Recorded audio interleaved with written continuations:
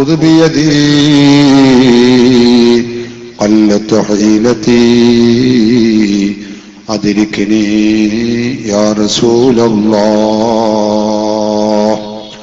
أعوذ بالله من الشيطان الرجيم. بسم الله الرحمن الرحيم. ألم تر كيف ضرب الله مثلا كلمة طيبة كشجرة طيبة أصلها ثابت وفرعها في السماء تؤتي أكلها كل حين بإذن ربها ويضرب الله الأمثال للناس لعلهم يتذكرون. ومثل كلمة خبيثة كشجرة خبيثة اجتثت من فوق الأرض ما لها من قرار. صدق الله مولانا العظيم. صدق وبلغ رسوله النبي الكريم. ونحن على ذلك من الشاهدين الشاكرين والحمد لله رب العالمين. وقال النبي المصطفى محمد صلى الله عليه وسلم: أفضل ما قلت أنا والنبيون من قبلي لا إله إلا الله صدق رسول الله. يا سيد يا سيدي يا رسول الله يا أبلي يا من ألوذ به إن زلت القدم أشكو إليك ذنوبا أنت تعلمها إن لم تكن مدركي حفت بي النقم. ആദരണീയരായ പണ്ഡിതന്മാരെ,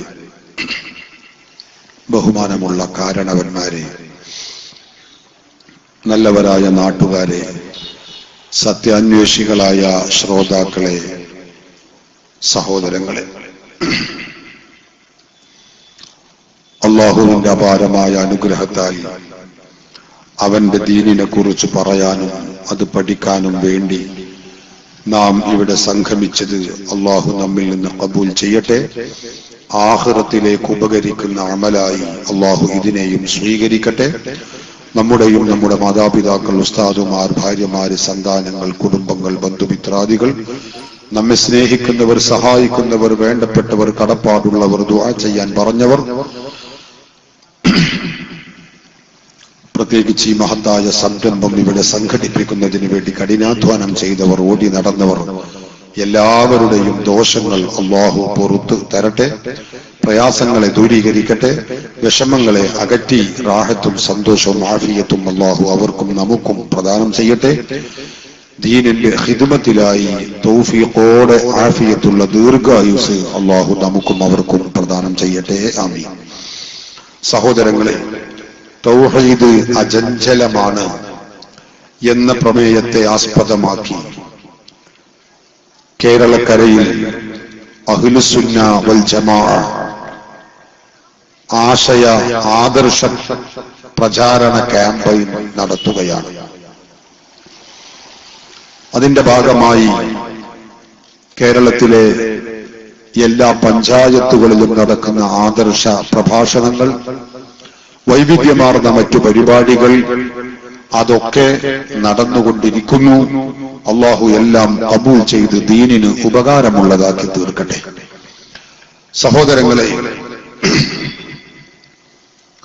തൗഹീദ് അചഞ്ചലമാണ് എന്ന ഈ പ്രമേയം കേൾക്കുമ്പോൾ തന്നെ അചഞ്ചലമല്ലാത്ത ചാഞ്ചല്യമുള്ള തൗഹീദ് എന്ന പേരിൽ ചില ആളുകൾ കൊണ്ട് നടക്കുന്നുണ്ട് എന്ന് നമ്മളൊക്കെ മനസ്സിലാക്കിയതുപോലെ നമുക്ക് ഗ്രഹിക്കാൻ കഴിയും. വിശ്വാസികളെ സംബന്ധിച്ചിടത്തോളം തൗഹീദ് എന്ന് പറയുന്നത് നാലാളുകൾ കൂടി രൂപീകരിച്ച് ഉണ്ടാക്കുന്ന ആശയവും ആദർശവും ഒന്നുമല്ല. മറിച്ച് പ്രവാചകന്മാർ മുഴുക്കയും പഠിപ്പിച്ചിട്ടുള്ള ആശയം, അവിടെ നിന്ന് 14 നൂറ്റാണ്ട് കാലത്തെ മഹിതമായ പാരമ്പര്യമുള്ള ആശയം, ആ തൗഹീദ്, ഈ പാരമ്പര്യത്തിൽ അധിഷ്ഠിതമായിട്ടുള്ള തൗഹീദ്, അതാണ് ഇസ്ലാം പഠിപ്പിക്കുന്ന തൗഹീദ്. ആ തൗഹീദ് അതിന് ഭേദഗതികൾക്കോ മാറ്റി മറിക്കലുകൾക്കോ തിരിമറികൾക്കോ ചാഞ്ചല്യത്തിനോ വിധേയമുള്ളതല്ല. മറിച്ച് അത് എന്നുമെന്നും അചഞ്ചലമായി നിലനിൽക്കേണ്ടുന്ന ഒരു മഹത്തായ വിശ്വാസ ദർശനമാണ്.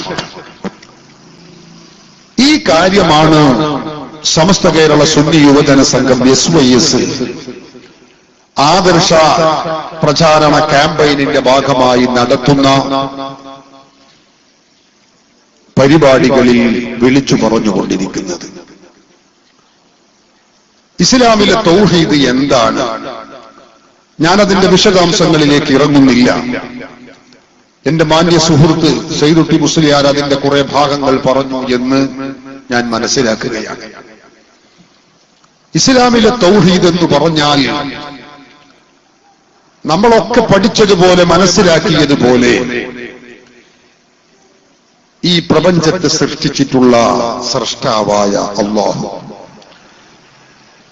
നമ്മയൊക്കെ സൃഷ്ടിച്ചിട്ടുള്ള സൃഷ്ടാവായ അല്ലാഹു, നമുക്ക് ആവശ്യമായ വെള്ളവും വളവും നൽകുന്ന, വെള്ളവും വിഭവങ്ങളും നൽകുന്ന അല്ലാഹു, നമുക്കാവശ്യമായ വായു നൽകുന്നവൻ, ഭക്ഷണം നൽകുന്നവൻ, ആരോഗ്യം നൽകുന്നവൻ, നമ്മെ നാം ആക്കുന്നതിന് വേണ്ടി എന്തെല്ലാം ആവശ്യമുണ്ടോ അതെല്ലാം നൽകി നമ്മെ വളർത്തിക്കൊണ്ടിരിക്കുന്ന അർഹമുർ-റാഹിമായ റബ്ബ്, കരുണാവാരിധിയായ ഈ ലോകത്തിന്റെ പ്രപഞ്ചത്തിന്റെ സ്രഷ്ടാവ് അല്ലാഹു റബ്ബുൽ ഇസ്സത്ത് എന്ന് പറയുന്ന ആ വലിയ ശക്തി, ആ അല്ലാഹുവിന്, ആ സ്രഷ്ടാവിന് മാത്രമേ ആരാധന നിർവഹിക്കാവൂ. അവനാണ് നമ്മെ പടച്ചിട്ടുള്ളത്, അവനാണ് നമുക്ക് ആവശ്യമായ വിഭവങ്ങൾ നൽകുന്നത്, അവനാണ് നമുക്കെല്ലാം നൽകുന്നത്, അവനാണ് മരിപ്പിക്കുന്നത്, അവനാണ് ജീവിപ്പിക്കുന്നത്, അവനാണ് നമ്മെ വളർത്തുന്നത്, അവനാണ് നമുക്ക് ആവശ്യമായ മുഴുവൻ കാര്യങ്ങളും ചെയ്തു തരുന്നത്. അതുകൊണ്ട് തന്നെ അങ്ങനെ ഒരു സ്രഷ്ടാവ് ഉണ്ട് എന്ന് അംഗീകരിക്കുന്നതോടൊപ്പം ആ സ്രഷ്ടാവിനു മാത്രമേ ആരാധന സമർപ്പിക്കാവൂ എന്ന മഹത്തായ വിശ്വാസത്തിനാണ് തൗഹീദ് എന്ന് മൊത്തത്തിൽ പറയുന്നത്. പരിശുദ്ധ ഖുർആൻ ഇതൊരുപാട് സ്ഥലങ്ങളിൽ പഠിപ്പിച്ചിട്ടുണ്ട്. നമ്മെ സംബന്ധിച്ചിടത്തോളം ഇതിൽ ആർക്കും തർക്കമില്ലാത്തത് കൊണ്ട് അതിന്റെ വിശദാംശത്തിലേക്ക് ഞാൻ ഇറങ്ങേണ്ടതില്ല. വിശുദ്ധ ഖുർആനിൽ അല്ലാഹു പഠിപ്പിച്ചു, ദാലികുമുല്ലാഹു റബ്ബുക്കും ലാ ഇലാഹ ഇല്ലാ ഹുവ ഖാലിഖു കുല്ലി ശൈ. അവരാണ് ഈ പ്രപഞ്ചത്തെ സൃഷ്ടിച്ചിട്ടുള്ളത്. അല്ല, നിങ്ങളെ സൃഷ്ടിച്ചിട്ടുള്ളത് എന്ന് മാത്രമല്ല, ലോകത്തുള്ള മുഴുവൻ ചരാചരങ്ങളെയും സൃഷ്ടിച്ചിട്ടുള്ളത് അല്ലാഹുവാണ്. അതുകൊണ്ട് ഫഅബ്ദുഹു, അവനെ മാത്രമേ നിങ്ങൾ ആരാധിക്കാവൂ. വഹുവ അലാ കുല്ലി ശൈഇൻ വകീൽ, എല്ലാ കാര്യങ്ങളും ചെയ്യുന്നവൻ, ഭരമേൽപ്പിക്കപ്പെടാൻ പറ്റുന്നവനാണ് അവൻ. ഈ ലോകത്ത് എല്ലാ കാര്യങ്ങളും അർപ്പിക്കപ്പെടാനും ഏൽപ്പിക്കപ്പെടാനും യോഗ്യതയുള്ള, ശക്തിയുള്ള, കഴിവുള്ള ഏകനായ നാഥനാണവൻ. അതുകൊണ്ട് ഫഅബ്ദുഹു, അവനെ മാത്രമേ നിങ്ങൾ ആരാധിക്കാവൂ എന്ന് പരിശുദ്ധ ഖുർആനിലൂടെ അല്ലാഹു പഠിപ്പിക്കുകയാണ്. ഒരു വചനത്തിലല്ല, ഒരുപാട് വചനത്തിലൂടെ അല്ലാഹു ഈ സത്യം നമ്മെ പഠിപ്പിച്ചിട്ടുണ്ട്. മറ്റൊരായത്തിൽ കാണാം, ലോകത്ത് കഴിഞ്ഞുപോയ പ്രവാചകന്മാർ വമാ അർസൽനാ മിൻ ഖബ്ലിക മിർ റസൂലിൻ ഇല്ലാ നൂഹി ഇലൈഹി അന്നഹു ലാ ഇലാഹ ഇല്ലാ അന ഫഅബ്ദൂൻ. അല്ലാഹു പറഞ്ഞു, ലോകത്ത് കഴിഞ്ഞുപോയ പ്രവാചകന്മാർ ആരെല്ലാം ഉണ്ടോ അവരെ മുഴുവനും നാം നിയുക്തമാക്കിയിട്ടുള്ളത് അല്ലാഹുവാകുന്ന എനിക്ക് മാത്രമേ ആരാധിക്കാവൂ. ഇല്ലാ നൂഹി ഇലൈഹി അന്നഹു ലാ ഇലാഹ ഇല്ലാ അന, ഞാനല്ലാതെ മറ്റൊരു ഇലാഹില്ല, ഒരു ദൈവമില്ല, ആരാധ്യനില്ല. യഥാർത്ഥത്തിലുള്ള ആരാധ്യൻ അല്ലാഹു മാത്രമേ ഉള്ളൂ. അതുകൊണ്ട് ഫഅബ്ദൂൻ, നിങ്ങൾ എന്നെ മാത്രമേ ആരാധിക്കാവൂ എന്ന മഹത്തായ സന്ദേശം വിളിച്ചറിയിച്ചുകൊണ്ടല്ലാതെ ലോകത്ത് ഒരൊറ്റ പ്രവാചകനെയും അല്ലാഹു പറഞ്ഞയച്ചിട്ടില്ല എന്ന് പരിശുദ്ധ ഖുർആൻ നമ്മെ പഠിപ്പിക്കുന്നു. സഹോദരങ്ങളെ, ലോകത്ത് ആദം നബി അലൈഹിസ്സലാത്തു വസ്സലാം മുതൽ അന്ത്യപ്രവാചകരായ മുഹമ്മദ് റസൂലുള്ളാഹി സ്വല്ലല്ലാഹു അലൈഹി വസല്ലമ തങ്ങൾ വരെയുള്ള ആ പ്രവാചകന്മാർ മുഴുക്കെ പ്രബോധനം ചെയ്തിട്ടുള്ളത് ഈ മഹത്തായ സന്ദേശമാണ്. എന്താണ് ആ സന്ദേശം? കഴിഞ്ഞില്ല അവിടെ നിന്ന് ഇങ്ങോട്ട് 14 നൂറ്റാണ്ടുകാലം പ്രവാചകർക്കു ശേഷം ഉത്തമ സമുദായം കഴിഞ്ഞുപോയല്ലോ. അവർക്ക് ശേഷം കഴിഞ്ഞുപോയ നൂറ്റാണ്ടുകൾ, അതെ 14 നൂറ്റാണ്ടു കാലങ്ങളിലും പ്രബോധനം ചെയ്തിട്ടുള്ള തൗഹീദ് അതെന്താണ്? ലാ ഇലാഹ ഇല്ലാ ഹുവ, അല്ലാഹു അല്ലാതെ ആരാധ്യനില്ല. ലാ ഇലാഹ ഇല്ലല്ലാഹ്, അല്ലാഹു മാത്രമേ ആരാധനക്ക് അർഹതയുള്ളൂ, അവന് മാത്രമേ ആരാധിക്കാവൂ. ആരാധനയുടെ വകഭേദങ്ങളായ കർമ്മങ്ങൾ, നിസ്കാരമാകട്ടെ, നോമ്പാവട്ടെ, പ്രാർത്ഥനയാവട്ടെ, വണക്കമാവട്ടെ, ആ അല്ലാഹുവിന് മാത്രമേ സമർപ്പിക്കാവൂ എന്നതായിരുന്നു ലോകത്ത് കഴിഞ്ഞുപോയ എല്ലാ പ്രവാചകന്മാരും പഠിപ്പിച്ചിട്ടുള്ള തത്വം. അവർ പഠിപ്പിച്ചിട്ടുള്ള തൗഹീദ് ഈ ഒരു മഹത്തായ ആശയമാണ്. ഇത് പ്രവാചകന്മാർ പഠിപ്പിക്കുക മാത്രമല്ല ചെയ്തത്. പ്രവാചകന്മാർ നമ്മോട് പറഞ്ഞത് എന്താണെന്ന് അറിയാമോ? ഈ തൗഹീദിൽ അധിഷ്ഠിതമായ ഒരു സംസ്കാരമായിരിക്കണം നിങ്ങളുടെ ജീവിതത്തിൽ ഉണ്ടായിരിക്കേണ്ടത്. ഇസ്ലാം നമ്മെ പഠിപ്പിച്ചു. അതുകൊണ്ടല്ലേ സഹോദരന്മാരെ, നിങ്ങൾ ചിന്തിക്കണം, ഒരു ഭൂമിയിലേക്ക് ഒരു കുഞ്ഞ് പിറന്നു വീണാൽ, ഒരു കുഞ്ഞിന് ജന്മം നൽകപ്പെട്ടാൽ, ആ കുഞ്ഞിന്റെ കാതുകളിൽ ആദ്യമായി അലയടിക്കേണ്ടത് എന്താണ്? ഈ തൗഹീദിന്റെ വചനങ്ങളാണ്. പരിശുദ്ധ ഇസ്ലാം പഠിപ്പിക്കുന്നു, ഹബീബ് മുഹമ്മദ് റസൂലുള്ളാഹി സ്വല്ലല്ലാഹു അലൈഹി വസല്ലമ പഠിപ്പിക്കുന്നു, ഒരു കുഞ്ഞ് ഭൂമിയിലേക്ക് ജനിച്ചാൽ അവന്റെ വലതു കാതിൽ ബാങ്ക് കൊടുക്കണം, ഇടത് കാതിൽ ഇഖാമത്ത് കൊടുക്കണം. ഇസ്ലാം നമ്മെ പഠിപ്പിക്കുന്നു. 14 നൂറ്റാണ്ടു കാലമായി മുസ്ലിമീങ്ങൾ ഈ പുണ്യകർമ്മം ചെയ്തുകൊണ്ടിരിക്കുന്നു. എന്താണ് കാരണം?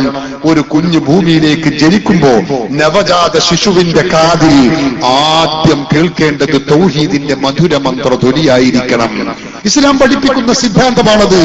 കഴിഞ്ഞില്ല സഹോദരന്മാരെ, 14 നൂറ്റാണ്ട് കാലം നടക്കുന്ന ഈ പുണ്യകർമ്മം ഖേദകരമെന്ന് പറയട്ടെ, ഇസ്ലാമിന്റെ പേരിൽ പ്രവർത്തിക്കുന്ന ചില ശക്തികൾ, മതനവീകരണവാദികൾ, അവരിപ്പോൾ പറയുന്നത് എന്താണെന്ന് അറിയാമോ? അങ്ങനെ ഒരു പുണ്യകർമ്മമില്ല, അങ്ങനെ ഒരു സുന്നത്തില്ല.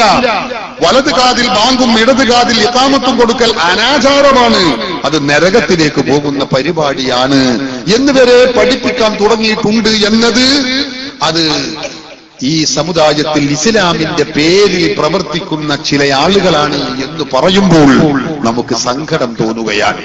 ഇസ്ലാം നമ്മെ പഠിപ്പിക്കുന്നത് എന്താ? ഈ ലോകത്തേക്ക് ജനിക്കുമ്പോൾ തന്നെ ഒരു തൗഹീദിൻ സംസ്കാരത്തിൽ വളരണം. അതുകൊണ്ട് ബാങ്ക് കുട്ടികൾക്ക് ആദ്യം കേൾക്കുന്ന വചനം ബാങ്കായിരിക്കണം. കഴിഞ്ഞില്ല, അല്ലാഹുവിന്റെ ഹബീബ് പഠിപ്പിച്ചത് എന്താണ്? ഇഫ്തഹു അലാ സുബിയാനിക്കും അവ്വല കലിമത്തിൻ ബിലാ ഇലാഹ ഇല്ലല്ലാഹ്. നിങ്ങളുടെ മക്കൾ, ചെറിയ കുഞ്ഞുങ്ങൾ മൊഴിയുറച്ചു കഴിഞ്ഞാൽ, സംസാരിക്കാൻ തുടങ്ങിക്കഴിഞ്ഞാൽ ആദ്യം തുടങ്ങേണ്ടത് ഏതാണെന്ന് അറിയാമോ? ബിഖൗലി ലാ ഇലാഹ ഇല്ലല്ലാഹ്. ലാ ഇലാഹ ഇല്ലല്ലാഹ് എന്ന തൗഹീദിന്റെ അമരധ്വനി, ആ മഹത്തായ ആശയമായിരിക്കണം കുട്ടികൾ ആദ്യം ഉരുവിടേണ്ടത് എന്ന് പരിശുദ്ധ ഇസ്ലാം പഠിപ്പിക്കുന്നു. ഹബീബ് മുഹമ്മദ് റസൂലുള്ളാഹി സ്വല്ലല്ലാഹു അലൈഹി വസല്ലമ പറയുന്നു. ജീവിതത്തിന്റെ എല്ലാ മേഖലകളിലും തൗഹീദ് ഉൾക്കൊള്ളണം.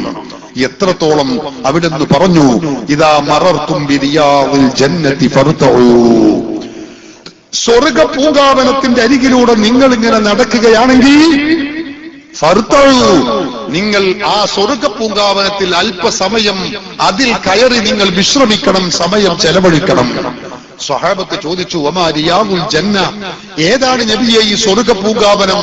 അവിടുന്ന് പറഞ്ഞു, ഖാല ഹിലഖു ദിക്ർ ശഫീഉനാ റസൂലുള്ളാഹി, ദിക്ർ ഹൽഖകളാകുന്നു, ദിക്ർ ഹൽഖകളാകുന്ന സദസ്സുകൾ അത് സ്വർഗ പൂങ്കാവനമാണ്. അതിന്റെ അരികിലൂടെ നിങ്ങൾ നടക്കുമ്പോൾ അവിടെ കയറണം, ദിക്ർ ഹൽക്കയിൽ നിങ്ങൾ കയറി ഇരിക്കണം, ദിക്റിന്റെ മജ്‌ലിസിൽ നിങ്ങൾ ഇരുന്ന് ദിക്ർ ചൊല്ലണം. ആ സമയം നിങ്ങൾ അതിനുവേണ്ടി വിനിയോഗിക്കണം. അത്രയും സമയം ആ തൗഹീദിന്റെ മധുര മന്ത്രധ്വനികൾ ഉരുവിടുമ്പോ നിങ്ങളുടെ മനസ്സിലും ശരീരത്തിലും തൗഹീദിന്റെ ആ മഹത്തായ സന്ദേശത്തിൽ അധിഷ്ഠിതമായ ഒരു അവസ്ഥാവിശേഷവും ഒരു സംസ്കാരവും നിങ്ങളിൽ ഉണ്ടാകും. അതുകൊണ്ട് ദിക്ർ മജ്‌ലിസുകളിൽ, ദിക്ർ ഹൽഖകളിൽ നിങ്ങൾ പങ്കെടുക്കണമെന്ന് ഹബീബ് മുഹമ്മദ് റസൂലുള്ളാഹി സ്വല്ലല്ലാഹു അലൈഹി വസല്ലമ തങ്ങൾ പഠിപ്പിക്കുന്നു. തൗഹീദ്, അചഞ്ചലമായ തൗഹീദ് നമ്മൾ എപ്പോഴും അത് നമ്മുടെ സംസ്കാരമായി, ജീവിതത്തിന്റെ ഒരു സംസ്കാരമായി തീരണം. അള്ളാഹുവിന്റെ റസൂല് പറഞ്ഞു, മനുഷ്യരായ നമ്മുടെ എല്ലാ ഘട്ടങ്ങളിലും അങ്ങനെയായിരിക്കണം. കുടിൽ തൊട്ട് കൊട്ടാരം വരെ എന്ന് നമ്മൾ പറയാറുണ്ട്, അല്ലെങ്കിൽ തൊട്ടിൽ മുതൽ കട്ടിൽ വരെ എന്ന് പറയാറുണ്ട്. അള്ളാഹുവിന്റെ റസൂല് പറഞ്ഞു, നിങ്ങൾ മരിക്കുന്ന സന്ദർഭത്തിൽ, ഒരു മനുഷ്യൻ മരിക്കുന്ന സന്ദർഭത്തിൽ വലഖിനൂഹും ഇൻദൽ മൗതി ലാ ഇലാഹ ഇല്ലല്ലാഹ്, മരിക്കുന്ന സന്ദർഭത്തിൽ നിങ്ങൾ ലാ ഇലാഹ ഇല്ലല്ലാഹ് എന്ന കലിമത്ത് തൗഹീദ് ചൊല്ലിക്കൊടുക്കണം. അള്ളാഹുവിന്റെ റസൂല് പറയുന്നു, നോക്ക് നിങ്ങൾ, നമ്മുടെ മനുഷ്യന്റെ ജീവിതം എപ്പോഴും തൗഹീദിൽ അധിഷ്ഠിതമായിരിക്കണം. എന്താണ് ആ തൗഹീദ്? ഈ ലോകത്തെ പടച്ച് സംരക്ഷിച്ച് സൃഷ്ടിച്ച് സംരക്ഷിച്ച് പരിപാലിച്ചു കൊണ്ടിരിക്കുന്ന, ആവശ്യമായ മുഴുവൻ സൃഷ്ടികൾക്കും ചരാചരങ്ങൾക്കും ആവശ്യമായത് മുഴുവനും നൽകിക്കൊണ്ടിരിക്കുന്ന കരുണാവാരിധിയായ അല്ലാഹു, അവന് മാത്രമേ ആരാധന സമർപ്പിക്കാവൂ എന്ന ഈ തൗഹീദ് എപ്പോഴും നിങ്ങളുടെ മനസ്സിലുണ്ടായിരിക്കണം. മരിക്കുന്ന സന്ദർഭത്തിൽ നിങ്ങൾ ഇത് ചൊല്ലിക്കൊടുക്കണം. തീർന്നില്ല, അള്ളാഹുവിന്റെ റസൂല് പറഞ്ഞു, മരണപ്പെട്ടു കഴിഞ്ഞ് നമ്മൾ അവനെ മയ്യത്ത് മറവു ചെയ്യാൻ വേണ്ടി കൊണ്ടുപോകുമ്പോ അവിടുന്ന് പറഞ്ഞു, അക്സിറൂ ഫിൽ ജനാസതി ഖൗല ലാ ഇലാഹ ഇല്ലല്ലാഹ്, ജനാസ മയ്യത്തു കട്ടിലിൽ വെച്ചതിന് ശേഷമാണ് ഈ ജനാസ എന്ന പ്രയോഗം അറബിയിൽ പറയാറുള്ളത്. ആ സന്ദർഭത്തിൽ നിങ്ങൾ, അതാണല്ലോ പള്ളിക്കാട്ടിലേക്ക് കൊണ്ടുപോകുന്ന ഘട്ടം, അപ്പോഴും നിങ്ങൾ ലാ ഇലാഹ ഇല്ലല്ലാഹ് എന്ന കലിമത്ത് തൗഹീദ് നിങ്ങൾ വർദ്ധിപ്പിക്കണം. അത് നിങ്ങൾ ഉരുവിട്ടുകൊണ്ടേ ഇരിക്കണം, അത് വർദ്ധിപ്പിച്ച് ചൊല്ലിക്കൊണ്ടിരിക്കണമെന്ന് ഹബീബ് മുഹമ്മദ് റസൂലുള്ളാഹി സ്വല്ലല്ലാഹു അലൈഹി വസല്ലമ തങ്ങൾ പഠിപ്പിക്കുന്നു. തൊട്ടിൽ മുതൽ കട്ടിൽ വരേക്കും ഈ തൗഹീദിൽ അധിഷ്ഠിതമായ ജീവിത സംസ്കാരം വിശ്വാസികൾക്ക്, അല്ല മനുഷ്യർക്കുണ്ടായിരിക്കണമെന്ന് ഹബീബായ റസൂലുള്ളാഹി സ്വല്ലല്ലാഹു അലൈഹി വസല്ലമ തങ്ങൾ പഠിപ്പിക്കുന്നു. പ്രിയപ്പെട്ടവരെ, ഇതാണ് മുസ്ലിമീങ്ങൾ 14 നൂറ്റാണ്ട് കാലമായി അനുവർത്തിച്ചു വരുന്ന തൗഹീദ്, അല്ലെങ്കിൽ തൗഹീദിൽ അധിഷ്ഠിതമായ ജീവിതം. ആ തൗഹീദിനെ അട്ടിമറിക്കാനുള്ള ശ്രമങ്ങൾ കാലാകാലങ്ങളിൽ നടന്നിട്ടുണ്ട്. അതിനെതിരെ അക്കാലത്തുള്ള ഖുർആനും സുന്നത്തും പഠിച്ച പണ്ഡിതർ അതിനെ പ്രതിരോധിക്കുകയും അങ്ങനെയുള്ള ദുശക്തികൾക്ക്, മതനവീകരണ പ്രസ്ഥാനങ്ങൾക്ക് ഇസ്ലാമിലേക്ക് കടന്നു വരാൻ കഴിയാതെ പണ്ഡിതർ വിലക്കേർപ്പെടുത്തുകയും ചെയ്തിട്ടുണ്ട് എന്നത് ചരിത്രമാണ്. 14 നൂറ്റാണ്ട് കാലം പഠിപ്പിച്ച ഈ കലിമത്ത്, ഈ തൗഹീദ് ഹബീബ് മുഹമ്മദ് റസൂലുള്ളാഹി സ്വല്ലല്ലാഹു അലൈഹി വസല്ലമ പഠിപ്പിച്ചല്ലോ, അഫ്ളലു മാ ഖുൽതു അന വന്നബിയൂന മിൻ ഖബ്ലി ലാ ഇലാഹ ഇല്ലല്ലാഹ്, ഞാനും എന്റെ പൂർവ്വ പ്രവാചകന്മാരും അവരൊക്കെ പ്രബോധനം ചെയ്ത വചനങ്ങളിൽ വെച്ച് ഏറ്റവും ശ്രേഷ്ഠമേറിയത് ലാ ഇലാഹ ഇല്ലല്ലാഹ് എന്ന കലിമത്ത് തൗഹീദാണ്. അതായിരുന്നു അവരൊക്കെ പ്രചരിപ്പിച്ച തൗഹീദ്. അതാണ് എല്ലാ പ്രവാചകന്മാരും എല്ലാ കാലത്തും പറഞ്ഞിട്ടുള്ള തൗഹീദ്. പരിശുദ്ധ ഇസ്ലാം പഠിപ്പിക്കുന്നു. സഹോദരങ്ങളെ, ഇസ്ലാമിലെ തൗഹീദ് വളരെ ലളിതമാണ്. ഈ ഒരു മഹത്തായ ആശയം ഈ ലോകത്തെ സൃഷ്ടിക്കുന്നവൻ, ഈ ലോകത്തെ സൃഷ്ടിച്ചിട്ടുള്ളവൻ, ഈ പ്രപഞ്ചത്തെ സൃഷ്ടിച്ചവൻ, നമ്മെ സൃഷ്ടിച്ചവൻ, നമുക്ക് ആവശ്യമായത് മുഴുവനും നൽകുന്നവൻ, ആ അല്ലാഹുവിനെ നാം കീഴ്പ്പെടണം, ആ അല്ലാഹുവിനെ നാം അംഗീകരിക്കണം. അവന് മാത്രമേ നമ്മൾ ആരാധിക്കാവൂ. ഈ ഒരു മഹത്തായ സിദ്ധാന്തം ഉൾക്കൊണ്ടായിരിക്കണം ഇവിടെ മനുഷ്യർ ജീവിക്കേണ്ടത് എന്ന മഹത്തായ ഒരു സിദ്ധാന്തമാണ് പടച്ച തമ്പുരാൻ പരിശുദ്ധ ഖുർആനിൽ നൂറുകണക്കിന് ആയത്തുകളുടെ വചനങ്ങളിലൂടെ നമ്മെ പഠിപ്പിച്ചുകൊണ്ടിരിക്കുന്നത്. അതാണ് പ്രവാചകന്മാർ പഠിപ്പിച്ചിട്ടുള്ളത്. അതുതന്നെയാണ് അവിടെ നിങ്ങോട്ടുള്ള സ്വഹാബികൾ, താബിഉകൾ, തബഉ താബിഉകൾ, 14 നൂറ്റാണ്ടു കാലമുള്ള വിശ്വാസികൾ പഠിപ്പിച്ചിട്ടുള്ളതും ഇതേ തൗഹീദാണ്. എന്നാൽ പ്രിയപ്പെട്ടവരെ, ഞാൻ പറഞ്ഞല്ലോ, എല്ലാം നൽകുന്നത് അല്ലാഹുവാണ്, അല്ലേ? നമുക്ക് ഏതുവിധ സഹായം നൽകുന്നതും അല്ലാഹുവാണ്. എല്ലാവിധ അനുഗ്രഹങ്ങൾ നൽകുന്നത് അല്ലാഹുവാണ്. നമുക്ക് എല്ലാവിധ എന്ത് ജീവിതത്തിൽ ആവശ്യമുണ്ടോ അത് മുഴുവനും നൽകുന്നത് അല്ലാഹുവാണ്. പരിശുദ്ധ ഖുർആൻ പഠിപ്പിച്ചു, വമൻ നസ്റു ഇല്ലാ മിൻ ഇൻദില്ലാഹിൽ അസീസിൽ ഹകീം. നിങ്ങൾക്ക് ലഭ്യമാകുന്ന സഹായങ്ങൾ ഏതുണ്ടോ അത് മുഴുവനും അല്ലാഹുവിൽ നിന്നാണ്. തത്വജ്ഞാനിയായ, ഹകീമായ, പ്രതാപശാലിയായ, അസീസായ അല്ലാഹുവിൽ നിന്നാണ് നിങ്ങൾക്ക് ലഭിക്കുന്ന എല്ലാ സഹായങ്ങളും. വമാ മിൻ നിഅമത്തിൻ വമാ ബികും മിൻ നിഅമത്തിൻ ഫമിനല്ലാഹ്. നിങ്ങൾക്ക് ലഭിക്കുന്ന ഏതെല്ലാം അനുഗ്രഹങ്ങളുണ്ടോ അതെല്ലാം അല്ലാഹു നൽകുന്നതാണ്. വിശ്വാസിയെ സംബന്ധിച്ചിടത്തോളം അവൻ മനസ്സിൽ ഉറപ്പിച്ചിട്ടുള്ള തൗഹീദ് ഈ മഹത്തായ ആദർശമാണ്.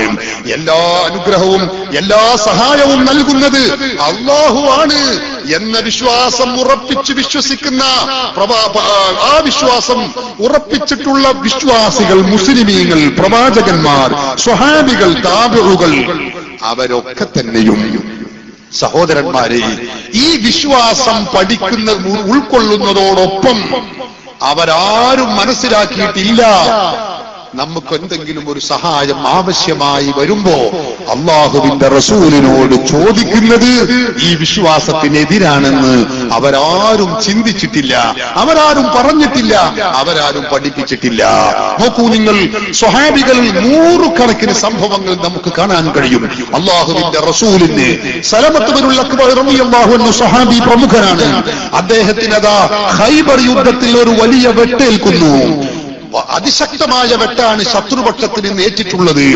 ജനങ്ങൾ പറഞ്ഞു, ഉസീബ സലമ, സലമയുടെ കഥ കഴിഞ്ഞു. ഇമാം ബുഖാരി തന്റെ സ്വഹീഹിൽ രേഖപ്പെടുത്തി വെച്ച ഹദീസാണ്. സലമയുടെ കഥ കഴിഞ്ഞിരിക്കുന്നു. ആ ജാതി വെട്ടാണ് അദ്ദേഹത്തിന് ലഭിച്ചിട്ടുള്ളത്. സ്വഹാബി വര്യന്മാരാകെ ഭയപ്പാടായി വിഷമിച്ചുപോയി. സലമത്ത് റളിയല്ലാഹു അൻഹുവിനെ ഹബീബ് റസൂലുള്ളാഹി സ്വല്ലല്ലാഹു അലൈഹി വസല്ലം തങ്ങളുടെ സാന്നിധ്യത്തിൽ എത്തുകയാണ്. അവിടുന്ന് പറയുന്നു, നബിയെ, വല്ലാത്ത മുറിവുള്ള വെട്ടാണിത്, വല്ലാതെ ബേജാറാകുന്നു. ജനങ്ങൾ എന്റെ കഥ കഴിഞ്ഞു എന്ന അവസ്ഥയിലേക്ക് പ്രചരിപ്പിച്ചുകൊണ്ടിരിക്കുന്നു നബിയെ. സലമത്ത് റളിയല്ലാഹു അൻഹു അല്ലാഹുവിന്റെ റസൂലിന്റെ മുമ്പിൽ തന്റെ പ്രയാസം കെട്ടഴിക്കുകയാണ്. നോക്കു നിങ്ങൾ, വഹുവ അലാ കുല്ലി ശൈഇൻ വകീൽ, എല്ലാ വസ്തുക്കൾക്കും കഴിയുള്ളവനാണ് അല്ലാഹു എന്ന് ഉറച്ചു വിശ്വസിക്കുന്ന പഠിപ്പിച്ച തൗഹീദ് ഉൾക്കൊള്ളുന്ന സ്വഹാബികൾ പ്രയാസം വരുമ്പോൾ റസൂലുള്ളാഹിയോട് ചോദിക്കുന്നു, തൗഹീദിനെതിരാകുന്നില്ല. അള്ളാഹുവിന്റെ റസൂൽ അതിൽ ചെയ്യുന്ന സഹായം എന്താ? ആരംഭ റസൂലുള്ളാഹി സലമത്ത് ബിനുൽ അക്വഅ റളിയല്ലാഹു അൻഹുവിന്റെ കാലുകടി പിടിച്ചു, എന്നിട്ട് ഫനഫസ ഫീഹി സലാസ നഫസാത്ത്. ഇമാം ബുഖാരി രേഖപ്പെടുത്തി വെച്ച ഹദീസ്. 3 തവണ അതിൽ ഊതുന്നു. ഊതിയപ്പോഴേക്ക് പൊട്ടിയ കാല്, മുറിവേറ്റ കാല്, ഉടനെ രോഗം സുഖമാകുന്നു.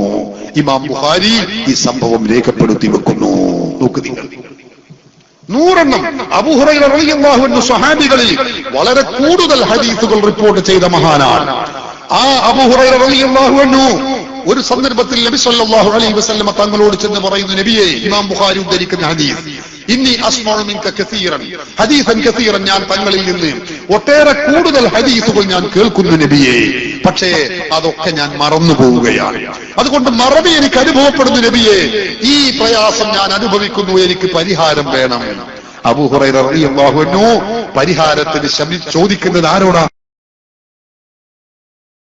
അല്ലാഹുവിന്റെ റസൂലിനോടാണ്. എന്ന മഹത്തായ തൗഹീദിൽ വിശ്വസിക്കുന്ന നീ ഈ ചെയ്യുന്നത് ശരിയല്ല, അള്ളാഹുവിനോട് തന്നെ ചോദിക്കാവൂ, എന്നോടൊന്നും ചോദിക്കാൻ പാടില്ല എന്ന് പറഞ്ഞിട്ടില്ല. അവിടുന്ന് പറഞ്ഞത് എന്താ? അബൂ ഹുറൈറ, നിന്റെ കയ്യിലുള്ള ആ തട്ടമുണ്ടല്ലോ, ആ ഷാൾ, അത് നീ നിവർത്തൂ. അബൂ ഹുറൈറ റളിയല്ലാഹു അൻഹുവിന് യുക്തിയുടെ ഇസ്ലാം അല്ലല്ലോ, അല്ലാഹുവിന്റെ റസൂൽ പറയുന്നത് അക്ഷരം പ്രതി അംഗീകരിക്കുകയാണ്. അപ്പൊ അബൂ ഹുറൈറ തന്റെ കയ്യിലുള്ള ഷാൾ ചുവലിലിട്ട് അതിങ്ങനെ നിവർത്തി കൊടുക്കുന്നു. നബി സല്ലല്ലാഹു അലൈഹി വസല്ലമ തങ്ങൾ തികച്ചും ആത്മീയമായ രൂപത്തിൽ സഹായിക്കുന്നു. എങ്ങനെ? ശൂന്യതയിൽ നിന്ന് റസൂലുള്ളാഹി കോരിട്ട് കൊടുക്കുകയാണ്. ഫഖറഫ ബിയദിഹി ഗുർഫതൻ, റസൂലുള്ളാഹി ശൂന്യതയിൽ നിന്ന് ഇങ്ങനെ ആ തട്ടത്തിലേക്ക് ഇങ്ങനെ ഇട്ട് കൊടുക്കുക, കോരിട്ട് കൊടുക്കുക. എന്താ ഇട്ട് കൊടുക്കുന്നത്? നോക്കിയാൽ വല്ലതും കാണുന്നുണ്ടോ? ഒന്നും കാണുന്നില്ല. നമ്മുടെ ഇന്നത്തെ നാട്ടിലുള്ള ചില ആളുകൾ ഇസ്ലാമിന്റെ പേരിലുള്ള മതനവീകരണ പ്രസ്ഥാനങ്ങൾ, അവരൊക്കെയാണെങ്കിൽ പറയും ഇത് വിഡ്ഢിത്തമാണ്, ഇത് ബുദ്ധിക്ക് നിരക്കാത്തതാ, അതുകൊണ്ട് ഇത് ശരിയല്ല, നബിയെ നിങ്ങൾ ഈ ചെയ്യുന്ന അന്ധവിശ്വാസമാണ് എന്നൊന്നും പറഞ്ഞില്ല അബൂ ഹുറൈറ റളിയല്ലാഹു അൻഹു. അല്ലാഹുവിന്റെ റസൂല് ഈ ശൂന്യതയിൽ നിന്ന് ഇങ്ങനെ കോരിട്ട് കൊടുക്കുന്നു. എന്നിട്ട് ആ മുറുക്കി പിടിച്ച തട്ടം അബൂ ഹുറൈറയോട് റസൂൽ പറഞ്ഞു, ലുമ്മഹു, നീ നെഞ്ചോട് ചേർത്തിയാണ് പിടിച്ചോന്ന്. അബൂ ഹുറൈറ റളിയല്ലാഹു അൻഹു ആ തട്ടം റസൂലുള്ളാഹി കോരിയിട്ട് കൊടുത്ത, ശൂന്യതയിൽ നിന്ന് കോരിയിട്ട് കൊടുത്ത ആ തട്ടം നെഞ്ചോട് ചേർത്തി പിടിച്ചു. അബൂ ഹുറൈറ റളിയല്ലാഹു അൻഹു പറയുന്നു, ഫമാ നസീതു ശൈഅൻ ബഅദു, പിന്നെ ഞാൻ ഒന്നും മറന്നിട്ടില്ല. നോക്ക് നിങ്ങൾ, ഇതൊന്നും തൗഹീദിനെതിരല്ല.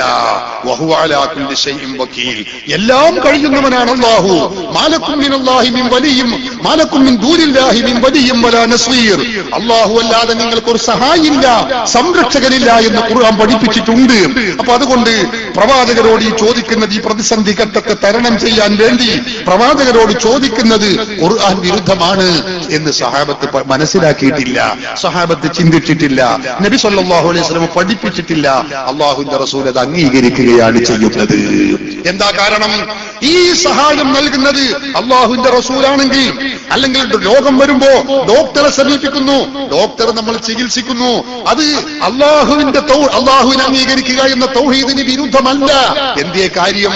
ഡോക്ടർ സഹായിക്കുന്നത്, അല്ലെങ്കിൽ ആരംഭ റസൂൽ സഹായിക്കുന്നത്, അല്ലെങ്കിൽ നമ്മുടെ പിതാവ് സഹായിക്കുന്നത്, ഭാര്യ സഹായിക്കുന്നത്, ഭർത്താവ് സഹായിക്കുന്നത്, മക്കള് സഹായിക്കുന്നത്, ഉമ്മമാര് ബാപ്പമാര് സഹായിക്കുന്നത്, അതൊക്കെ യഥാർത്ഥത്തിൽ ആത്യന്തികമായി അല്ലാഹുവിന്റെ സഹായമാണ്. അത് ഉൾക്കൊള്ളുന്നവനാണ് വിശ്വാസി. പ്രത്യക്ഷത്തിൽ ഇവിടെ നമുക്ക് നൽകുന്നത് ഭാര്യയാണ്, ഭർത്താവാണ്, സഹോദരനാണ്, ബാപ്പയാണ്, ശിഷ്യനാണ്, അല്ലെങ്കിൽ ഗുരുവാണ്, അല്ലെങ്കിൽ ഡോക്ടറാണ്, വൈദ്യനാണ്, മറ്റാരോ ആണെങ്കിൽ തന്നെയും വിശ്വാസിയുടെ ഹൃദയത്തിൽ നിലകൊള്ളുന്ന കാര്യം എന്താണ്? ഈ സഹായമൊക്കെ ആത്യന്തികമായി എനിക്ക് നൽകുന്നത് അല്ലാഹുവാണ്. അതുകൊണ്ടല്ലേ വിശ്വാസി, നിങ്ങൾ നോക്ക്, നമുക്ക് വല്ലാതെ വിശക്കുന്നു, വല്ലാതെ പ്രയാസം അനുഭവിക്കുന്നു, ഒരു 10,000 ഉറുപ്പിക, 1,00,000 രൂപ എനിക്ക് ഇപ്പോൾ ആവശ്യമുണ്ട്, ഒരു വഴിയുമില്ല. ഞാൻ പലരോടും ചോദിക്കുന്നു, അല്ലാഹു പറഞ്ഞത് എന്താ? അതെല്ലാ ഐശ്വര്യവും നൽകുന്നവൻ അല്ലാഹുവാണ്, എല്ലാ പ്രയാസം നൽകുന്നതും നീക്കുന്നതും അല്ലാഹുവാണ്, എല്ലാവർക്കും ഭക്ഷണം നൽകുന്നത് അല്ലാഹുവാണ്. വമാ മിൻ ദാബത്തിൻ ഫിൽ അർളി ഇല്ലാ അലല്ലാഹി റിസ്ഖുഹാ, ഏത് ജീവികൾക്കും ഭക്ഷണം നൽകുന്നത് അല്ലാഹുവാണ്. പരിശുദ്ധ ഖുർആൻ പഠിപ്പിച്ചിട്ടുള്ളതാണ്. പക്ഷേ നമ്മൾ വിശക്കുന്ന സന്ദർഭത്തിൽ ഭക്ഷണം ലഭ്യമാവാൻ ആവശ്യമായ കാരണങ്ങളുമായി നമ്മൾ ബന്ധപ്പെടുന്നു, മാതാവിനോട് ചോദിക്കുന്നു, ഭാര്യയോട് ചോദിക്കുന്നു, ഹോട്ടലിൽ പോയി ചോദിക്കുന്നു. ഖുർആൻ പഠിപ്പിച്ചതോ എല്ലാം നൽകുന്നത് അല്ലാഹുവാണ്, ഭക്ഷണം നൽകുന്നതും അല്ലാഹുവാണ്, അല്ലേ? എന്നാൽ നമ്മൾ ഈ വിശ്വാസം വിശുദ്ധ ഖുർആൻ പഠിപ്പിക്കുമ്പോ നമ്മൾ ഡോക്ടറോട് അല്ല, ഭാര്യയോട് ചോദിക്കുന്നത്, ഹോട്ടലിൽ പോയി ഭക്ഷണം ചോദിക്കുന്നത് തൗഹീദിനെതിരാണോ? ഒരിക്കലുമല്ല. എതിരാണെന്ന് ആരെങ്കിലും പറയുമോ?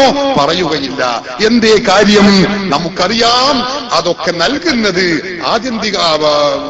തൽക്കാലം പ്രത്യക്ഷത്തിൽ നൽകുന്നത് ഭാര്യയാണെങ്കിലും, ഹോട്ടലിലുള്ള ജീവനക്കാരാണെങ്കിലും, അല്ലെങ്കിൽ മാതാപിതാക്കളാണെങ്കിലും ആത്യന്തികമായി നൽകുന്നത് അല്ലാഹുവാണ്. അതുകൊണ്ടല്ലേ ഭക്ഷണം കഴിച്ച് റാഹത്തായാൽ നമ്മൾ പറയുന്നത് എന്താ? അൽഹംദുലില്ലാഹ്. തന്നത് ഭാര്യയാണ്, തന്നത് ബാപ്പയാണ്, ഹോട്ടൽ ഉടമയാണ്, അല്ലെങ്കിൽ മറ്റാരോ ആണ്, അയാളെയല്ല നമ്മൾ കീർത്തിക്കുന്നത്. പറയുന്നത് എന്താ? ഓ, എനിക്ക് സുഭിക്ഷമായി ഭക്ഷണം കിട്ടി, അൽഹംദുലില്ലാഹ്. നോക്ക് നിങ്ങൾ, ഇതാണ് മുസ്ലിമീങ്ങളുടെ വിശ്വാസം, ഇതാണ് ഇസ്ലാമിലെ തൗഹീദ്. പ്രിയപ്പെട്ടവരെ, അതുകൊണ്ട് തന്നെ എല്ലാ കാര്യത്തിന്റെയും എല്ലാറ്റിന്റെയും ഉടമ അല്ലാഹുവാണ്. എല്ലാം നൽകുന്നത് അല്ലാഹുവാണ്. വമാലക്കും മിൻ നിഅമത്തിൻ ഫമിനല്ലാഹ്. നിങ്ങൾക്ക് ലഭിക്കുന്ന ഏത് അനുഗ്രഹമുണ്ടോ അത് അല്ലാഹുവിൽ നിന്നാണ് അത് ലഭിക്കുന്നത്. പക്ഷേ അല്ലാഹുവിൽ നിന്ന് അത് മറ്റ് കരങ്ങളിലൂടെ, ഭാര്യയിലൂടെ, ഡോക്ടറിലൂടെ, മക്കളിലൂടെ, ശിഷ്യരിലൂടെ, ഗുരുവിനിലൂടെ ലഭിക്കുന്നതാണ്. അതൊന്നും തൗഹീദിനെതിരല്ല. സഹോദരന്മാരെ, സ്വഹാബികൾ അവരുടെ ജീവിതകാലത്ത് പ്രവാചകന്മാരിൽ നിന്ന് പഠിച്ച തൗഹീദ് അവർ യഥാവിധി അംഗീകരിക്കുന്നു. അല്ലാഹുവിന്റെ റസൂലിനോട് സഹായം ചോദിക്കുന്നു, തേടുന്നു. തൗഹീദിന് വിരുദ്ധമല്ല. ഞാനിത് പറയുമ്പോ ചിലരെങ്കിലും ചിന്തിക്കുന്നുണ്ടാകും, അതൊക്കെ ജീവിതകാലത്തുള്ള സഹായമല്ലേ, മരണപ്പെട്ടതിന് ശേഷം ഇങ്ങനെ തേടാമോ? സഹോദരങ്ങളെ, അതൊരു അപ്രസക്തമായ ചോദ്യമാണ്. എന്താ കാരണം? തൗഹീദും ശിർക്കും തീരുമാനിക്കുന്നത് അത് ജീവിതത്തെയും മരണത്തെയും ആസ്പദമാക്കിയല്ല, ഒരിക്കലുമല്ല. മറിച്ച് തൗഹീദും ശിർക്കും തീരുമാനിക്കുന്നത് വിശ്വാസത്തിൽ അധിഷ്ഠിതമായിട്ടാണ്. മരിച്ചാൽ അത് തൗഹീദിന് വിരുദ്ധം, ജീവിച്ചാൽ തൗഹീദ് എന്ന ഒരു സിദ്ധാന്തം ഇസ്ലാം പഠിപ്പിക്കുന്നില്ല. അതേ അവസരത്തിൽ മരണപ്പെട്ടു പോയ മഹാത്മാക്കൾ, അവരോട് ചോദിക്കുന്നത് തൗഹീദിന് വിരുദ്ധമല്ല, ശിർക്കല്ല, അതും സ്വഹാബത്ത് പഠിപ്പിച്ചിട്ടുണ്ട്. നോക്കൂ നിങ്ങൾ, മഹാനായ ഹബീബ് മുഹമ്മദ് റസൂലുള്ളാഹി സ്വല്ലല്ലാഹു അലൈഹി വസല്ലമ തങ്ങൾ, ആ നബി തങ്ങൾക്ക് ശേഷം ഈ ഇസ്ലാമിക സമൂഹത്തിലെ പ്രഥമ പൗരനാരാ? മഹാനായ സയ്യിദുനാ അബൂബക്കറിന് സിദ്ദീഖ് റളിയല്ലാഹു അൻഹു ആണ്. ആ സിദ്ദീഖുൽ അക്ബർ റളിയല്ലാഹു അൻഹു വഫാത്താകുന്ന സന്ദർഭം ചരിത്രത്തിൽ കാണാം. സഹോദരങ്ങളെ, മഹാനവറുകൾ അതാ ഈ തനിക്ക് സംഭവിച്ച വന്നുപെട്ട രോഗം, ഈ രോഗത്തിൽ ഞാൻ മരിക്കുമെന്ന് ബഹുമാനപ്പെട്ടവർ വിചാരിക്കുന്നു. അങ്ങനെ ബഹുമാനപ്പെട്ട സിദ്ദീഖ് റളിയല്ലാഹു അൻഹു ആ രോഗത്തിൽ മരിക്കുമെന്ന് ഏറെക്കുറെ അദ്ദേഹം ധരിച്ചപ്പോ തന്റെ വേണ്ടപ്പെട്ടവരെ വിളിച്ചു വരുത്തി വസിയ്യത്ത് ചെയ്യുകയാണ്. സ്വഹാബികളെ വിളിക്കുന്നു, കൂട്ടുകുടുംബാദികളെ വിളിച്ച് വസിയ്യത്ത് ചെയ്യുകയാണ്. എന്താണ് വസിയ്യത്ത് ചെയ്യുന്നത്? ഞാൻ ഈ രോഗത്തിൽ മരണപ്പെട്ടു കഴിഞ്ഞാൽ നിങ്ങൾ എന്നെ കുളിപ്പിക്കണം, കഫൻ ചെയ്യണം, എന്റെ പേരിൽ നിസ്കരിക്കണം, എന്നെ നിങ്ങൾ മറവു ചെയ്യണം. എവിടെയാണ് മറവു ചെയ്യേണ്ടത്? ഹബീബായ മുഹമ്മദ് റസൂലുള്ളാഹി സ്വല്ലല്ലാഹു അലൈഹി വസല്ലമ തങ്ങളുടെ തിരുചാരത്താണ് നിങ്ങൾ എന്നെ മറവു ചെയ്യേണ്ടത്. അങ്ങനെ നിങ്ങൾ കുളിപ്പിച്ച് എന്റെ ജനാസയുമായി അല്ലാഹുവിന്റെ ഹബീബിന്റെ ചാരത്ത് മറവു ചെയ്യാൻ നിങ്ങൾ എന്റെ ജനാസയുമായി കൊണ്ടുപോകുമ്പോൾ സിദ്ദീഖ് റളിയല്ലാഹു അൻഹു വസിയ്യത്ത് ചെയ്യുകയാണ്. ആ ജനാസയെ റസൂലുള്ളാഹി സ്വല്ലല്ലാഹു അലൈഹി വസല്ലം തങ്ങളുടെ ഖബർ ശരീഫുള്ള റൂമിന്റെ ആ വാതിലിന്റെ മുൻവശത്ത് എന്റെ ജനാസ നിങ്ങൾ വെക്കണേ. സിദ്ദീഖ് റളിയല്ലാഹു അൻഹു വസിയ്യത്ത് ചെയ്യുന്നു. എന്നിട്ടോ അവിടെ വെച്ച് നിങ്ങൾ വഫാത്തായി ഖബറിൽ കിടക്കുന്ന ഹബീബ് മുഹമ്മദ് റസൂലുള്ളാഹി സ്വല്ലല്ലാഹു അലൈഹി വസല്ലം തങ്ങളോട് നിങ്ങളൊന്ന് സമ്മതം ചോദിക്കണേ. സിദ്ദീഖ് റളിയല്ലാഹു അൻഹു വസിയ്യത്ത് ചെയ്യുകയാണ്. എന്താണ് ചോദിക്കേണ്ടത്? അസ്സലാമു അലൈക യാ റസൂലല്ലാഹ്, നബിയേ അങ്ങേക്ക് അല്ലാഹുവിന്റെ സലാം ഉണ്ടാവട്ടെ നബിയേ. റസൂലുള്ളാഹിയോട് സലാം പറയും. എന്നിട്ട് പറയേണ്ടത് എന്താണെന്നോ? ഹാദാ അബൂബക്കറിൻ യസ്തഅ്ദിനുക യാ റസൂലല്ലാഹ്, നബിയേ ഇത് അബൂബക്കറിന്റെ ജനാസയാണ്. അബൂബക്കർ തങ്ങളോട് സമ്മതം ചോദിക്കുന്നു നബിയേ. തങ്ങൾ സമ്മതിച്ചാൽ അബൂബക്കർ സിദ്ദീഖിനെ ഇവിടെ മറവു ചെയ്യാൻ വേണ്ടി അദ്ദേഹം ഞങ്ങളോട് പറഞ്ഞിട്ടുണ്ട്. ഫൈലം യുഗല്ലക്കും, നിങ്ങൾക്ക് സമ്മതം കിട്ടിയിട്ടില്ലെങ്കിലോ മഹാനായ സിദ്ദീഖ് റളിയല്ലാഹു അൻഹു പറയുകയാണ്, ഫാഖിരിജൂനി വദ്ഫിരൂനി ഫിൽ ബഖീ, എന്നെ എന്നെ നിങ്ങൾ അവിടെ നിന്ന് കൊണ്ടുപോകണം. എന്നിട്ട് ജന്നത്തുൽ ബഖീഇൽ മുസ്ലിമീങ്ങളെ മറവു ചെയ്യുന്ന സ്ഥലമുണ്ടല്ലോ, അവിടെ കൊണ്ടുപോയി അവിടെയാണ് നിങ്ങൾ എന്നെ മറവു ചെയ്യേണ്ടത്. അല്ലാഹുവിന്റെ റസൂല് ഖബറിൽ നിന്ന് സമ്മതം തന്നിട്ടില്ലെങ്കിൽ എന്നെ അവിടെ മറവു ചെയ്യരുതേ. സിദ്ദീഖ് റളിയല്ലാഹു അൻഹു വസിയ്യത്ത് ചെയ്യുന്നു. സഹോദരന്മാരെ, നിങ്ങൾ ചിന്തിക്കണം, ആരാണിത് പറയുന്നത്? ഇസ്ലാമിലെ പ്രഥമ പൗരൻ റസൂലുള്ളാഹി തങ്ങൾ കഴിഞ്ഞാൽ പിന്നെയുള്ള ഏറ്റവും പ്രധാനപ്പെട്ട വ്യക്തിത്വം ആര്?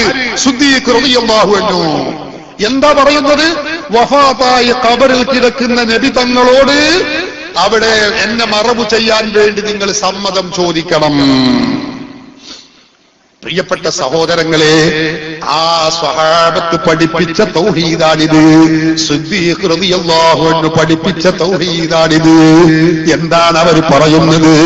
വഫാത്തായ ഖബറിൽ കിടക്കുന്ന നബി തങ്ങൾ, നബി സല്ലല്ലാഹു അലൈഹി വസല്ലമ തങ്ങൾ സമ്മതം തന്നാൽ മാത്രമേ എന്നെ അവിടെ മറവു ചെയ്യാവൂ. ഇത് പറയുന്നുണ്ടെങ്കിൽ അവരുടെയൊക്കെ വിശ്വാസം എന്താണ്? നമ്മുടെ രാജ്യത്തുള്ള മതനവീകരണ പ്രസ്ഥാനങ്ങൾ പഠിപ്പിക്കുന്ന വിശ്വാസമാണോ?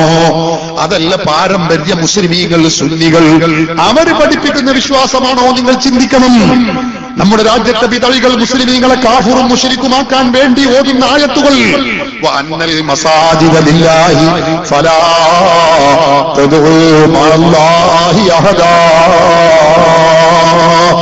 ഇൻ തദഉഹും ലാ യസ്മഉ ദുആഅകും ഖുൽ ഇന്നമാ അദ്ഉ റബ്ബി വലാ ഉശ്രികു ബിഹി അഹദാ. നമ്മുടെ രാജ്യത്തുള്ള ബിദഈകളുടെ മാസ്റ്റർ പീസ് ദുർവ്യാഖ്യാനത്തിന് ഇരയാക്കുന്ന ആയത്തുകളല്ലേ സഹോദരങ്ങളെ? ഈ ആയത്തുകളൊക്കെ കാണുകയും പഠിക്കുകയും അല്ലാഹുവിന്റെ റസൂലിൽ നിന്ന് അതിന്റെ വ്യാഖ്യാനങ്ങളും വിശദീകരണങ്ങളും പഠിക്കുകയും ചെയ്തിട്ടുള്ള മഹാനായ സിദ്ദീഖുൽ അക്ബർ റളിയല്ലാഹു അൻഹു, അവർ പഠിപ്പിക്കുന്ന തൗഹീദാണിത്. നിങ്ങൾ ഓർക്കണേ, നമ്മുടെ നാട്ടിൽ മങ്കൂസ് മൗലിദ് എന്ന് പറയുന്ന മൗലിദില്ലേ, നമ്മളൊക്കെ ഓതാറുള്ള മൗലിദ്. ഇവിടെ നമ്മളെ മങ്കൂസ് മൗലിദ് നിങ്ങളെ ഈ ഭാഗത്തില്ലേ? ആ മങ്കൂസ് മൗലിദിൽ ഒരു വരിയുണ്ടല്ലോ, യാ സയ്യിദ സാദാതി جئتك قاصدا أرجو حماك فلا تخيب مقصدي. നേതാക്കളുടെ നേതാവായ നബിയേ, ഞാനിതാ അങ്ങയുടെ അരികിൽ വന്നിരിക്കുന്നു നബിയേ, തങ്ങളുടെ സംരക്ഷണം എനിക്കുണ്ടാവണേ നബിയേ, തങ്ങൾ എന്നെ നിരാകരിക്കരുതേ നബിയേ. സഹോദരങ്ങളെ, ഈ വഴി മങ്കൂസ് മൗലിദിനുള്ള കാരണത്തിനാൽ ആ മങ്കൂസ് മൗലിദ് ശിർക്കാണ്, കുഫറാണ്, അത് ചൊല്ലുന്നവൻ മുശ്രിക്കാണ്, കാഫിറാണ് എന്ന് പറയുന്ന നമ്മുടെ രാജ്യത്തുള്ള ബിദഈകൾ, മുജാഹിദുകൾ, ജമാഅത്തെ ഇസ്ലാമി, എല്ലാ വിഭാഗങ്ങളും അവരൊക്കെ ഈ കാരണം കൊണ്ട് നമ്മെ മുശ്രിക്കാക്കുന്നുവെങ്കിൽ നിങ്ങൾ ഓർക്കണേ, സിദ്ദീഖ് റളിയല്ലാഹു അൻഹു പഠിപ്പിക്കുന്ന തൗഹീദ് എന്താ? ആരംഭ റസൂലുള്ളാഹി തങ്ങളോട്, ഖബറിലുള്ള റസൂലുള്ളാഹി സ്വല്ലല്ലാഹു അലൈഹി വസല്ലമ തങ്ങളോട് സമ്മതം ചോദിക്കണം. സമ്മതം തന്നാൽ മാത്രമേ നിങ്ങളവിടെ മറവു ചെയ്യാവൂ. സിദ്ദീഖ് റളിയല്ലാഹു അൻഹു വസിയ്യത്ത് ചെയ്യുന്നു. എന്നാ ഇത് കേൾക്കുന്ന സ്വഹാബികൾ അവരെന്താ പറഞ്ഞത്? കാര്യം സിദ്ദീഖ് ആരോഗ്യകാലത്ത് നല്ല തൗഹീദിന്റെ ആളായിരുന്നു. വയസ്സും പ്രായമൊക്കെ ആയി മരിക്കാറായപ്പോ മൂപ്പര തൗഹീദൊക്കെ പോയി. ഇപ്പൊ ശിർക്കാണ് മൂപ്പര് പറഞ്ഞുകൊണ്ടിരിക്കുന്നത്. കാര്യം വലിയ അപകടം തന്നെ എന്ന് ഏതെങ്കിലും ഒരു സഹാബി പറഞ്ഞോ? പറഞ്ഞില്ല. അവരതാ ആ വസിയ്യത്ത് നടപ്പിലാക്കുന്നു. സഹോദരങ്ങളെ, സിദ്ദീഖ് റളിയല്ലാഹു അൻഹു ആ രോഗത്തിൽ അങ്ങ് മരിച്ച വഫാത്തായപ്പോൾ അവരുടെ ജനാസ കുളിപ്പിക്കുന്നു, കഫൻ ചെയ്യുന്നു, നിസ്കരിക്കുന്നു, മറവു ചെയ്യാൻ വേണ്ടി അതാ ഹബീബിന്റെ ചാരത്തേക്ക് കൊണ്ടുപോകുന്നു. അവിടെ വെച്ച് ജനാസ ആ റസൂലുള്ളാഹി തങ്ങളുടെ ഖബർ ശരീഫുള്ള റൂമിന്റെ മുൻവശത്തിൽ അങ്ങ് വെച്ചുകൊണ്ട് മഹാന്മാരായ സ്വഹാബികൾ പറയുകയാണ്, അസ്സലാമു അലൈക യാ റസൂലല്ലാഹ്, ഹാദാ അബൂബക്കറിൻ യസ്തഅ്ദിനുക, നബിയേ ഇതാ സിദ്ദീഖിന്റെ ജനാസയാണിത്, ആ സിദ്ദീഖുൽ അക്ബർ തങ്ങളോട് സമ്മതം ചോദിക്കുന്നു നബിയേ. തങ്ങളുടെ സമ്മതം കിട്ടിയിട്ടില്ലെങ്കിൽ ഞങ്ങളോട് ജന്നത്തുൽ ബഖീൽ കൊണ്ടുപോയി മറവു ചെയ്യാനാണ് കൽപ്പിക്കപ്പെട്ടിട്ടുള്ളത് എന്നങ്ങ് പറയുമ്പോൾ സഹോദരങ്ങളെ നിങ്ങൾ കേൾക്കണേ, അതാ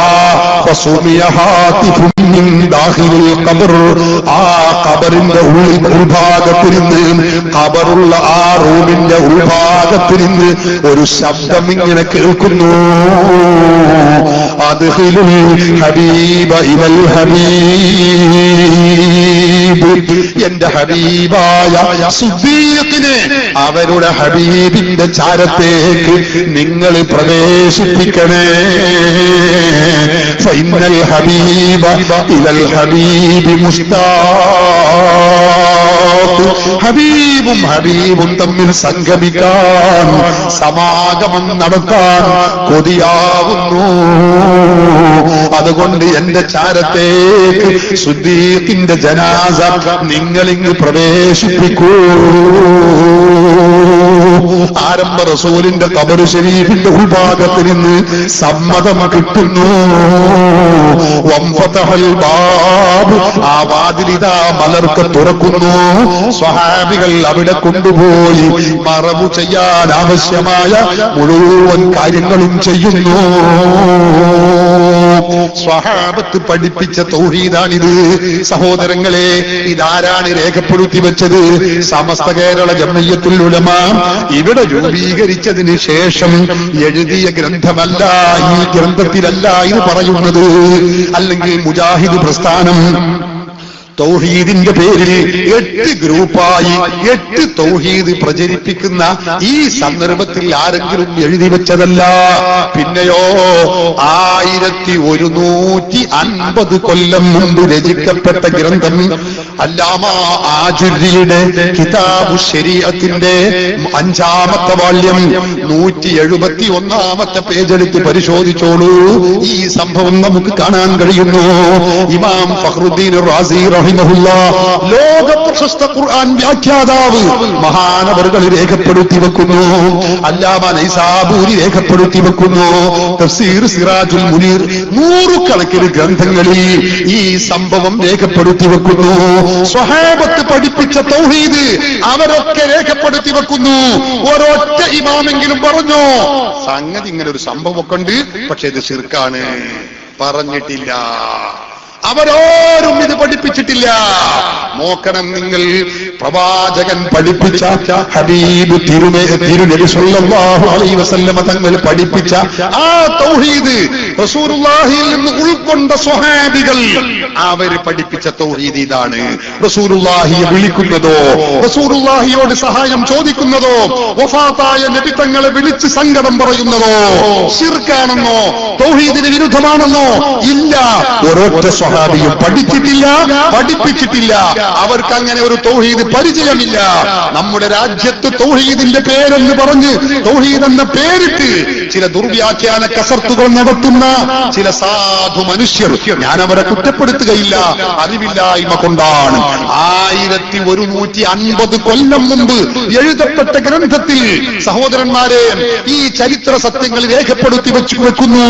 ഒരൊറ്റ പണ്ഡിതനും ശിർക്കാണെന്ന് പറയുന്നില്ല എന്ന് മാത്രമല്ല, അവരൊക്കെ പറയുന്നു വമിൻ കറാമാതി അബീ ബക്കറിൻ സിദ്ദീഖ് റളിയല്ലാഹു അൻഹു, സിദ്ദീഖുൽ അക്ബറിന്റെ കറാമത്താണിത് എന്ന് എല്ലാ പണ്ഡിതന്മാരും രേഖപ്പെടുത്തി വെക്കുന്നു.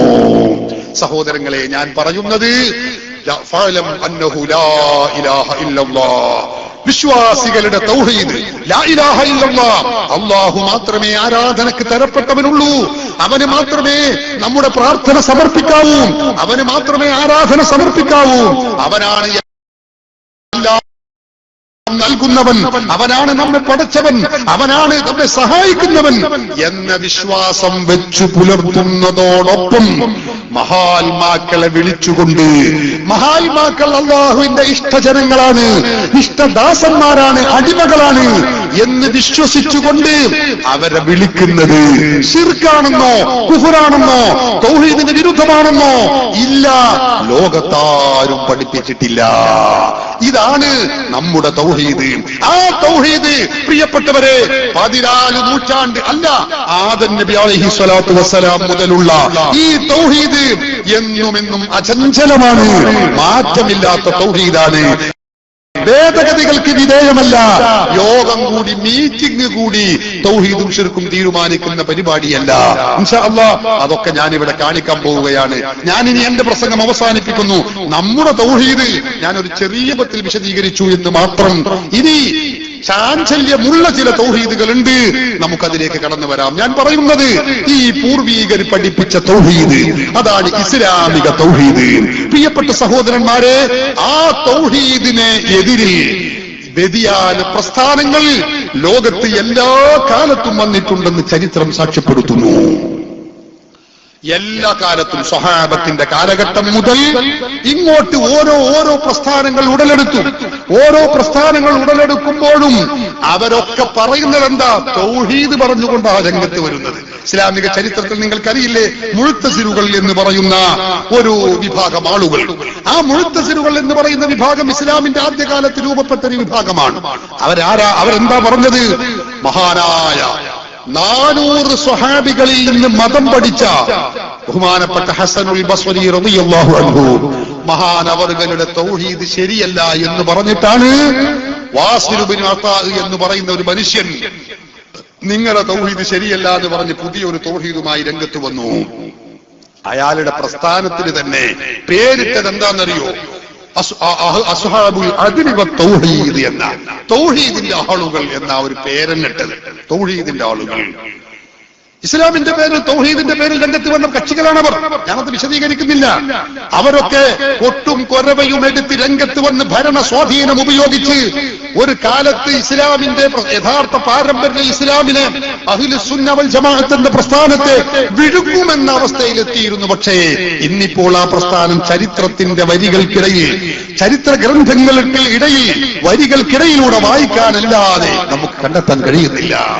മറ്റൊരു പ്രസ്ഥാനമാണ് ഇവിടെ മുർജിയത്ത്, അതുപോലെ ഖദരിയത്ത്, അതുപോലെ തന്നെ ഒരുപാട് പ്രസ്ഥാനങ്ങൾ ലോകത്ത് ഇവിടെ വന്നു. ഖവാരിജത്ത് അല്ലേ, ഖവാരിജ് പ്രസ്ഥാനം.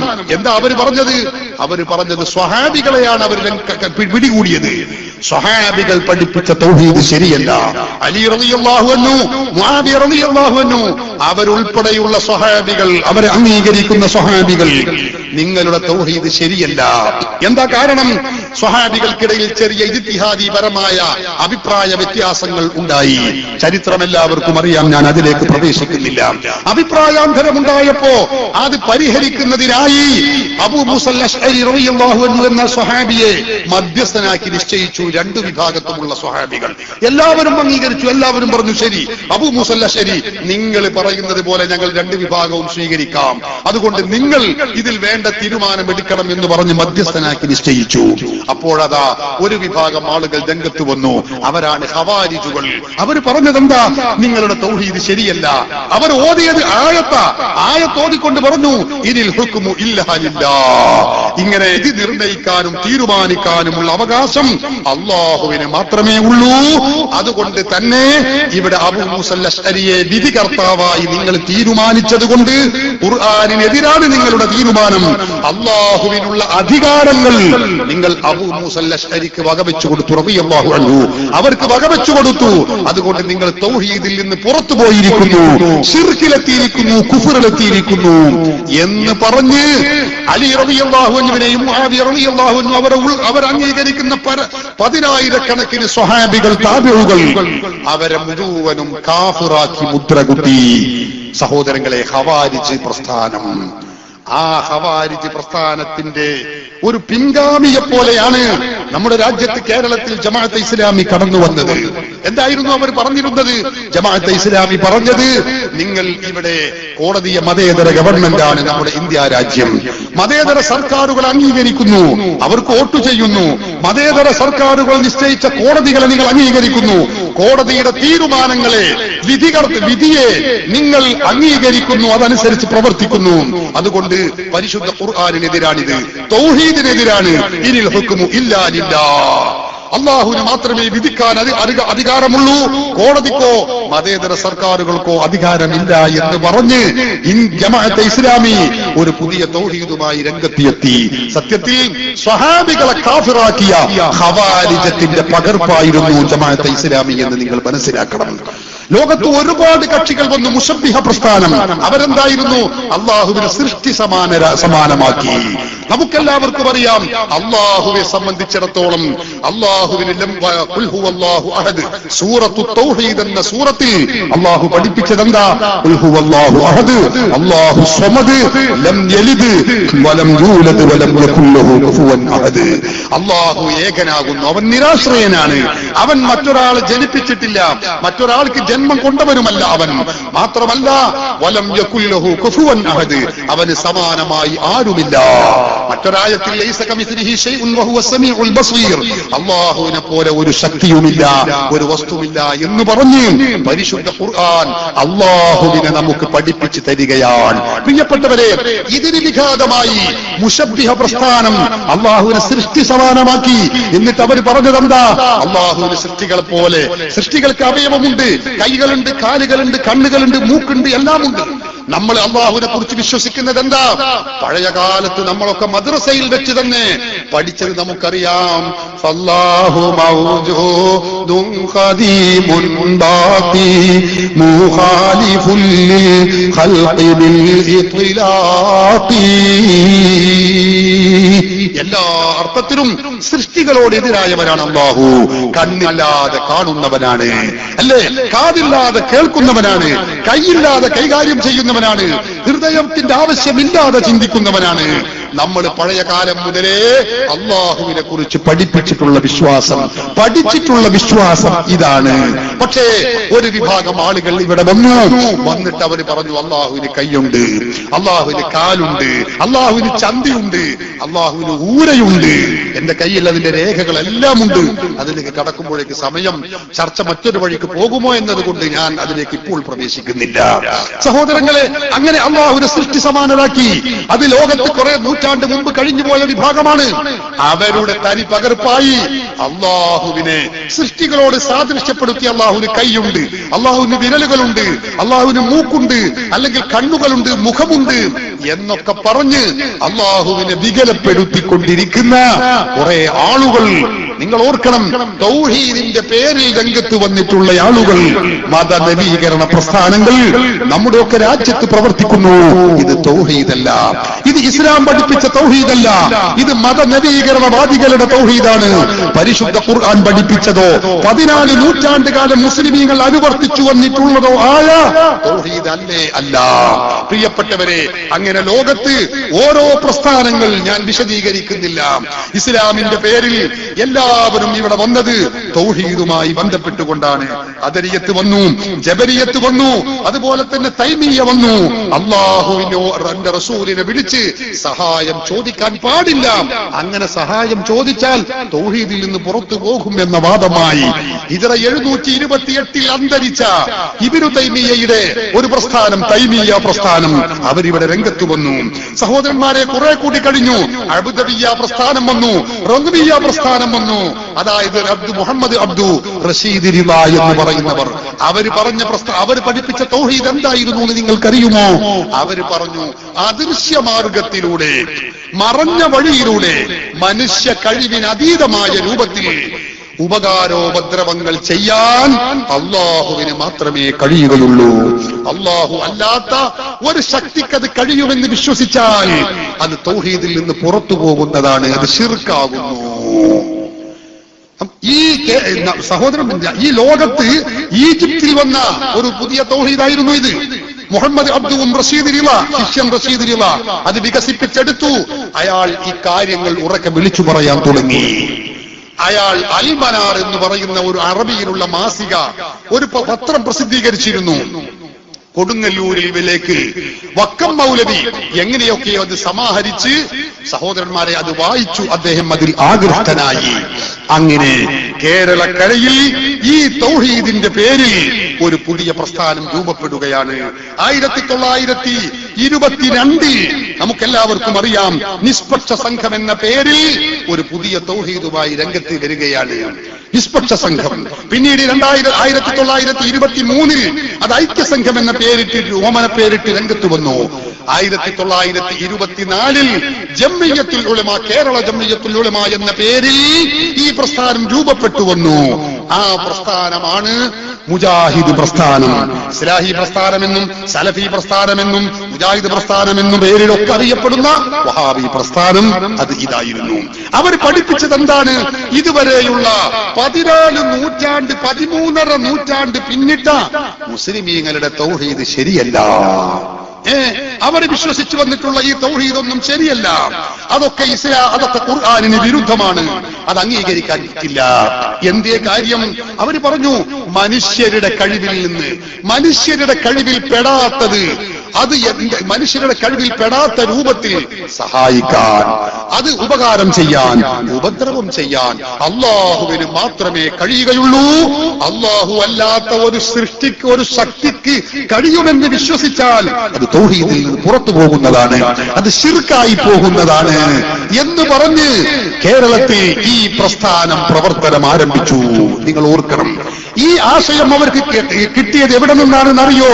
ഞാൻ പറഞ്ഞല്ലോ, മുഹമ്മദ് അബ്ദു എന്ന് പറയുന്ന, അല്ല, റഷീദ് റിള എന്ന് പറയുന്ന ആ വ്യക്തിയിൽ നിന്നാണ് കിട്ടിയത്. ആരാണ് റഷീദ് റിള? ഇസ്ലാഹി പ്രസ്ഥാന ചരിത്രത്തിന്റെ ഒരാമുഖം എന്ന് പറയുന്ന ഈ പുസ്തകത്തിൽ മുജാഹിദ് പ്രസ്ഥാനത്തിന്റെ നേതാവാണെന്ന് അവര് തന്നെ സമ്മതിച്ചിട്ടുള്ള, നേതാവായി അവതരിപ്പിക്കുന്ന വ്യക്തിത്വമാണ് റഷീദ് റിള. ആ റഷീദ് റിള അദ്ദേഹത്തിന്റെ സ്വഭാവം എന്താണെന്ന് അറിയാമോ? ശാസ്ത്രത്തിന് വിരുദ്ധമായതെന്നും അംഗീകരിക്കാൻ അയാൾ തയ്യാറല്ല. ബുദ്ധിയുടെ മൂശയിലിട്ട് ഇസ്ലാമിനെങ്ങനെ വാർത്തുണ്ടാക്കാൻ ശ്രമിച്ച വ്യക്തിയാണ്. എത്രത്തോളം? അയാൾ പറഞ്ഞു, പരിശുദ്ധ ഖുർആനിൽ ജൂതന്മാരുടെയും ക്രിസ്ത്യാനികളുടെയും സംഭവങ്ങൾ പറഞ്ഞു. അപ്പോ ഈസാ നബിയുടെയും മൂസാ നബിയുടെയും മുഅ്ജിസാത്തുകൾ പറഞ്ഞിട്ടില്ലായിരുന്നുവെങ്കിൽ, അയാൾ പറയുകയാണ്, പറഞ്ഞിട്ടില്ലായിരുന്നുവെങ്കിൽ വലൗലാ ഹികായത്തുൽ ഖുർആനി ലിആയാത്തില്ലാഹി അല്ലതി അയ്യദ ബിഹാ മൂസാ വഈസാ അലൈഹിമസ്സലാം ലകാന ഇഖ്ബാലു അഹ്റാറിൽ ഇഫ്റൻജി അലൈഹി അക്തറ വഹ്തിദാഉഹും ബിഹി ആമ്മ വഅസ്റാ. എന്താ പറഞ്ഞത്? ഖുർആനിൽ പൂർവ്വപ്രവാചകന്മാർ ഈസാ നബി, മൂസാ നബി, ഇവരുടെയൊക്കെ ഈ മുഅ്ജിസത്തുകൾ പറഞ്ഞിട്ടില്ലായിരുന്നുവെങ്കിൽ യൂറോപ്യന്മാർ കുറെ കൂടി ഇസ്ലാമിലേക്ക് കടന്നു വന്നിരുന്നേനെ. പക്ഷേ ഖുർആനിൽ അത് പറഞ്ഞതൊരു അബദ്ധമായി പോയി എന്ന രൂപത്തിൽ അള്ളാഹുവിനെ തിരുത്താൻ വേണ്ടി നടക്കുകയാണ് മുഹമ്മദ് റഷീദ് റിള എന്ന് പറയുന്നയാൾ. അയാളുടെ തഫ്സീറുൽ മനാർ എന്ന് പറയുന്ന ആ ഗ്രന്ഥത്തിന്റെ 11ാമത്തെ വാള്യം 128ാമത്തെ പേജിൽ ഇത് രേഖപ്പെടുത്തി വെച്ചത് കാണാൻ കഴിയും. ആ മനുഷ്യൻ, അയാളാണ് ഇവരുടെ ഈ തൗഹീദ് പഠിപ്പിച്ചു കൊടുത്തത്. സഹോദരന്മാരെ, ആ മുഹമ്മദ് റഷീദ് റിള ഇന്ന് മുജാഹിദ് പ്രസ്ഥാനം തള്ളുന്നു. അയാൾ സലഫിയല്ല എന്ന് പറയുന്നു. ഞാനിപ്പോ അതിലേക്ക് കടക്കുന്നില്ല. അയാൾ തികഞ്ഞ ഹദീസ് നിഷേധിയാകുന്നു. മുജാഹിദിന്റെ ഉഗ്രവാദി മാസിക, ഉഗ്രവാദി പ്രസ്ഥാനത്തിന്റെ ഗ്രൂപ്പിന്റെ തീവ്രവാദി മാസിക, ഇസ്ലാഹി മാസിക എഴുതിയിട്ടുണ്ട്. എന്റെ കൈവശം അതുണ്ട്. അയാൾ തികഞ്ഞ ഹദീസ് നിഷേധിയാണ്, മുഹമ്മദ് അബ്ദുവും റഷീദ് റിളയുമൊക്കെ എന്ന് ഇപ്പോൾ അവർക്ക് മനസ്സിലാകുന്നു. ഈ മുജാഹിദ് പ്രസ്ഥാനം ഉണ്ടാക്കിയപ്പോ ഇസ്ലാഹി പ്രസ്ഥാനത്തെ പരിചയപ്പെടുത്തുന്നതിന് വേണ്ടി അവർ രചിച്ച ഗ്രന്ഥമാണിത്, പുസ്തകമാണ്. കേരള നെതുവത്തുൽ മുജാഹിദീൻ മുജാഹിദ് സെന്റർ കോഴിക്കോട് 2 നിന്ന് പ്രസിദ്ധീകരിച്ച ഈ പുസ്തകത്തിന്റെ 15ാമത്തെ പേജിൽ അവർ പറയുന്നത് മുഹമ്മദ് അബ്ദുവും റഷീദ് റിളയും എന്ന് പറഞ്ഞ് അവരുടെ മൗലിദ് ഓതുക, അവരെ മാനോളം പുകഴ്ത്തുകയാണ്. അവരാണ് ഈ പ്രസ്ഥാനത്തിന്, ഈ തൗഹീദിന് ബീജാവാപ്പം നൽകിയത്. ഇപ്പൊ മുജാഹിദ് പറയുന്നതോ അവർ സലഫികളല്ല, അവർക്ക് തൗഹീദ് തിരിഞ്ഞിട്ടില്ല. നോക്കണം നിങ്ങൾ. എന്തോ ആവട്ടെ, പറഞ്ഞ തൗഹീദ് എന്തായിരുന്നു എന്നറിയോ? അവർ പറഞ്ഞത്, സഹോദരന്മാരെ, മനുഷ്യ കഴിവിന്റെ അപ്പുറത്തുള്ള സഹായം ചെയ്യാൻ അള്ളാഹുവിന് മാത്രമേ കഴിയുകയുള്ളൂ. അള്ളാഹുവിന് മാത്രമേ കഴിയുള്ളൂ. അത് അള്ളാഹു അല്ലാത്ത മറ്റൊരു ശക്തിയിൽ നിന്ന് നമ്മൾ പ്രതീക്ഷിച്ചാൽ അത് ശിർക്കാണ്, തൗഹീദിന് വിരുദ്ധമാണ്. എന്തിനാണ് അവരിത് പറഞ്ഞത്? മുസ്ലിമീങ്ങളെ കാഫിറാക്കാനും മുശ്രിക്കാക്കാനും. നമ്മൾ ആരംഭ റസൂലുള്ളാഹി സ്വല്ലല്ലാഹു അലൈഹി വസല്ലമ തങ്ങളെ വിളിക്കുന്നു. എന്താ? മദീനയിലുള്ള ആ റസൂലുള്ളാഹി തങ്ങൾ, തിരുനബി തങ്ങളെ വിളിക്കുന്നു. അസ്സലാത്തു വസ്സലാമു അലൈക യാ റസൂലല്ലാഹ് ഖുദ് ബിയദി ഖല്ലത്ത് ഹീലതി അദ്രിക്നി യാ റസൂലല്ലാഹ്. അല്ലാഹുവിന്റെ റസൂലിനെ നമ്മൾ വിളിക്കുകയാണ്. ഈ വിളി ശിർക്കാക്കാൻ വേണ്ടി, അത് വിളിക്കുന്നവൻ മുശ്രിക്കാണ് എന്ന് പറയാൻ വേണ്ടി ഇവർ സ്വയം മെനഞ്ഞെടുത്തൊരു തൗഹീദ്. അതെന്താ? മനുഷ്യ കഴിവിന്റെ അപ്പുറത്തുള്ള ഒരു കഴിവാണ് ഇത് കേൾക്കുക എന്നതും അവിടെ നിന്ന് സഹായിക്കുക എന്നതും. അതുകൊണ്ട് ഇത് ശിർക്കാകുന്നു. അവർ പറഞ്ഞു, കഴിഞ്ഞില്ല.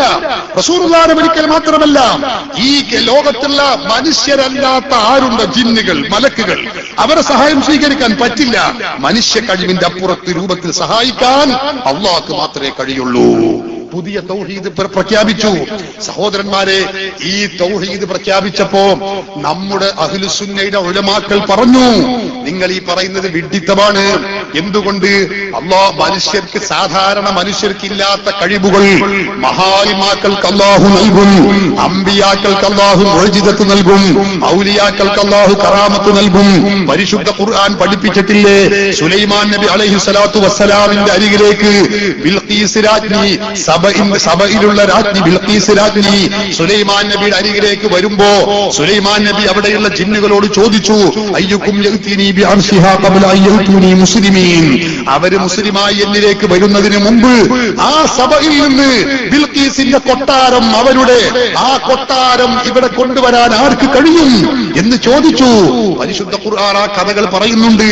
സഹോദരന്മാരെ, ജിന്നുകൾ, ഖാല ഇഫ്രീത്തും മിനൽ ജിന്നി, ജിന്നിൽപ്പെട്ട മല്ലൻ ജിന്ന് പറഞ്ഞു, നിങ്ങൾ ഇവിടെ നിന്ന് ഇരുന്ന് വിധി നിർണയിച്ച് തീരുമാനിച്ചു പോകുമ്പോഴേക്ക് സാധാരണ ളുഹുർ സമയമാകും. അത്രയും സമയത്തിന്റെ ഉള്ളിൽ ഞാൻ കൊണ്ടുവരാം. ഇബ്രാഹിം സുലൈമാൻ പറഞ്ഞു, പറ്റില്ല, മറ്റാരുണ്ട്?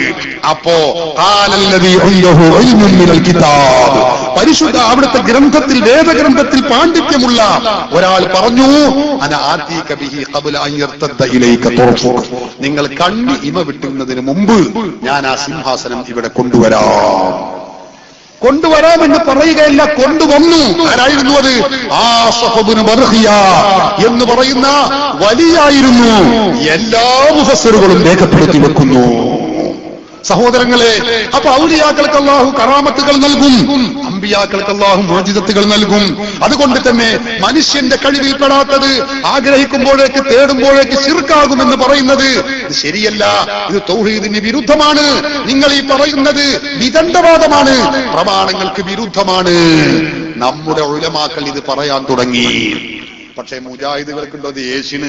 അവർക്കിത് ഏശിയില്ല, അവർക്ക് തിരിഞ്ഞില്ല. പുതിയ തൗഹീദുമായി വിളയാട്ടം നടത്തിക്കൊണ്ടിരിക്കുന്ന അവര് പറഞ്ഞു, അതൊന്നും നിങ്ങൾ ഞങ്ങളോട് പറയണ്ട, ഞങ്ങൾക്ക് ആ പീസിൽ നിന്ന് കിട്ടിയ ഒരു ഷീറ്റുണ്ട്, അതിലൊരായത്തുണ്ട്, വഅന്നൽ മസാജിദ ലില്ലാഹി ഫലാ തദ്ഉ മഅല്ലാഹി അഹദാ എന്ന് ഞങ്ങൾക്ക് കിട്ടിയ ഷീറ്റിലുണ്ട്. അതുകൊണ്ട് തന്നെ ആ വർത്താനൊന്നും ഞങ്ങൾ പറയണ്ട. അവർ പ്രചാരണവുമായി നടന്നു. അഹ്ലുസുന്നയുടെ ഉലമാക്കൾ പ്രമാണങ്ങൾ ഓരോന്ന് നിരത്തി ഇങ്ങനെ പറയാൻ തുടങ്ങി. ചെവി കൊണ്ടില്ല. നമ്മുടെ ഉലമാക്കൾ പറഞ്ഞു, എന്നാ ആയത്തും ഹദീസും നിങ്ങൾക്ക് തിരിയില്ലെങ്കിൽ ഞങ്ങൾ വേറൊന്ന് പറഞ്ഞു തരാം. എന്താ? നിങ്ങളുടെ ഈ നിർവചനം അനുസരിച്ച് ഒരുപാട് കാര്യം ശിർക്കാണെന്ന് പറയേണ്ടി വരും. എന്താ?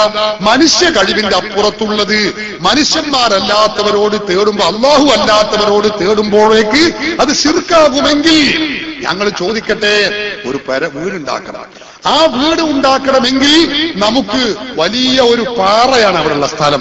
ആ സ്ഥലത്തെ പാറയെ നമുക്ക് ഒന്ന് പിഴുതെടുത്ത് അവിടെ പാകപ്പെടുത്തണം. അതിന് മനുഷ്യന്മാരെ കൊണ്ട് പണിയെടുത്ത ആവൂല. നമുക്കൊരു JCB കൊണ്ടുവരിക, എന്നാ 10 മിനിറ്റ് അരമണിക്കൂറോട് സംഗതി സൂട്ടബിൾ ആക്കി തരും, അല്ലേ? അത് എല്ലാം പെട്ടെന്ന് ജൊടിയിടയിൽ കഴിയും. JCBയുടെ കഴിവ്, സഹായം എന്ന് പറഞ്ഞാൽ മനുഷ്യന്മാർക്ക് ചെയ്യാൻ കഴിയുന്നതല്ല. മനുഷ്യന്മാരുടെയും അപ്പുറത്തുള്ള കഴിവാണ്. അതുകൊണ്ട് തന്നെ JCBയുടെ സഹായം സ്വീകരിക്കൽ നിങ്ങളുടെ നിർവചനം അനുസരിച്ച് ശിർക്കാണ് എന്ന് പറയേണ്ടി വരും. മനുഷ്യ കഴിവിന്റെ അപ്പുറത്തുള്ളതല്ലേ, അത് തൗഹീദിന് വിരുദ്ധമല്ലേ? അതുകൊണ്ട് ഇത് വിഡ്ഢിത്തമാണ്. നമ്മുടെ നാട്ടിൽ ഒരു വീട്ടിൽ കള്ളൻ കയറി, കള്ളനെ പിടിച്ചിട്ട് എങ്ങനെയായാലും കിട്ടുന്നില്ല. അവസാനം അതാ കള്ളനെ പിടിക്കാൻ വേണ്ടി പോലീസിനെയും SI-നെയും സമീപിച്ചു പോലീസ് നായയെ കൊണ്ടുവന്നു. പോലീസ് നായ വന്നിങ്ങനെ 2 വട്ടം റൗണ്ട് അടിച്ചു, നേരെ ഇങ്ങനെ പോയി ഒരു വീട്ടിലേക്ക്, കള്ളന്റെ വീട്ടിലേക്ക് കണ്ടു, പോയി കള്ളനെ പിടികൂടി. ഇത് ശിർക്കാണെന്ന് പറയേണ്ടി വരും. കാരണം മനുഷ്യർക്ക് കഴിയാത്ത, മനുഷ്യന്റെ കഴിവിൽ പെടാത്ത കാര്യം പോലീസ് നായയുടെ സഹായം സ്വീകരിക്കുകയല്ലേ, ശിർക്കല്ലേ? എന്ത് വിഡ്ഢിത്താണ് നിങ്ങൾ ഈ പറയുന്നത്?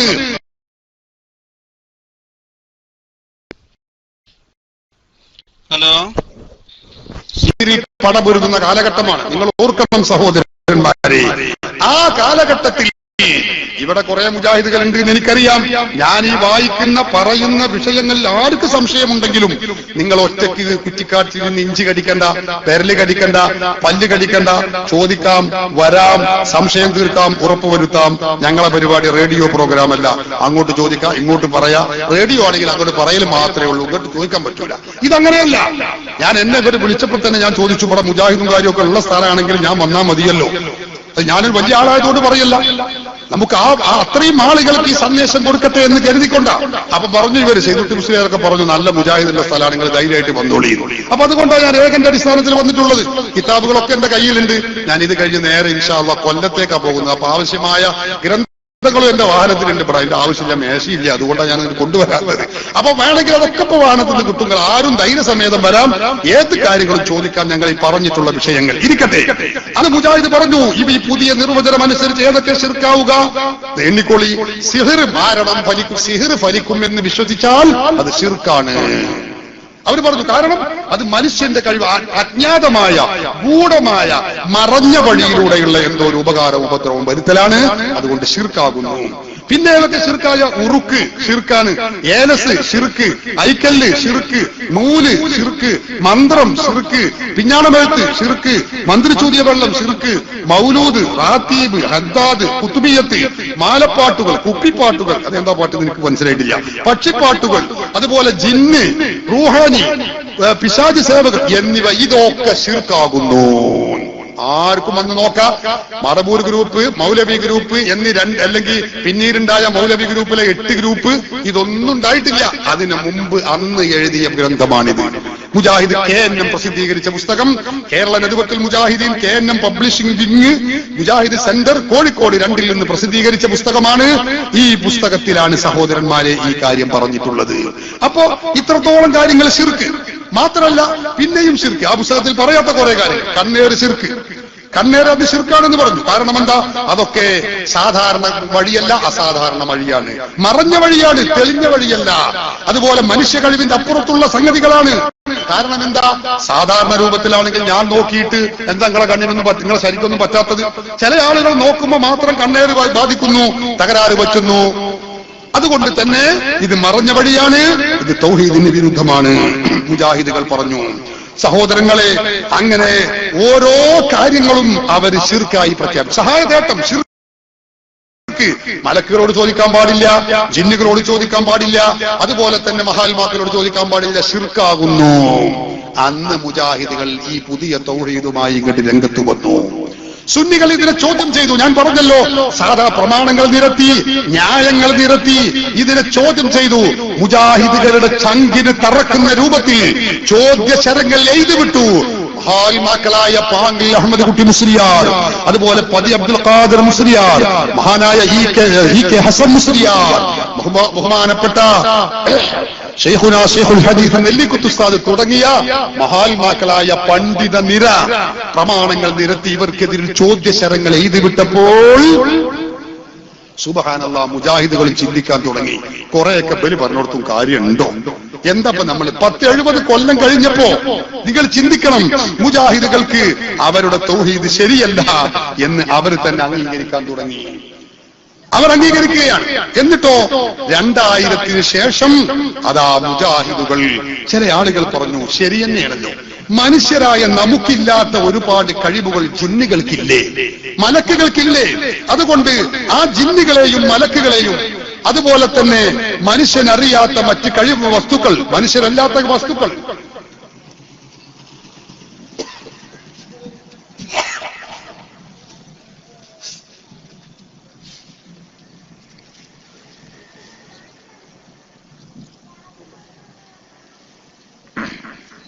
അവർക്കൊക്കെ പലവിധ കഴിവുകളുമുണ്ടല്ലോ.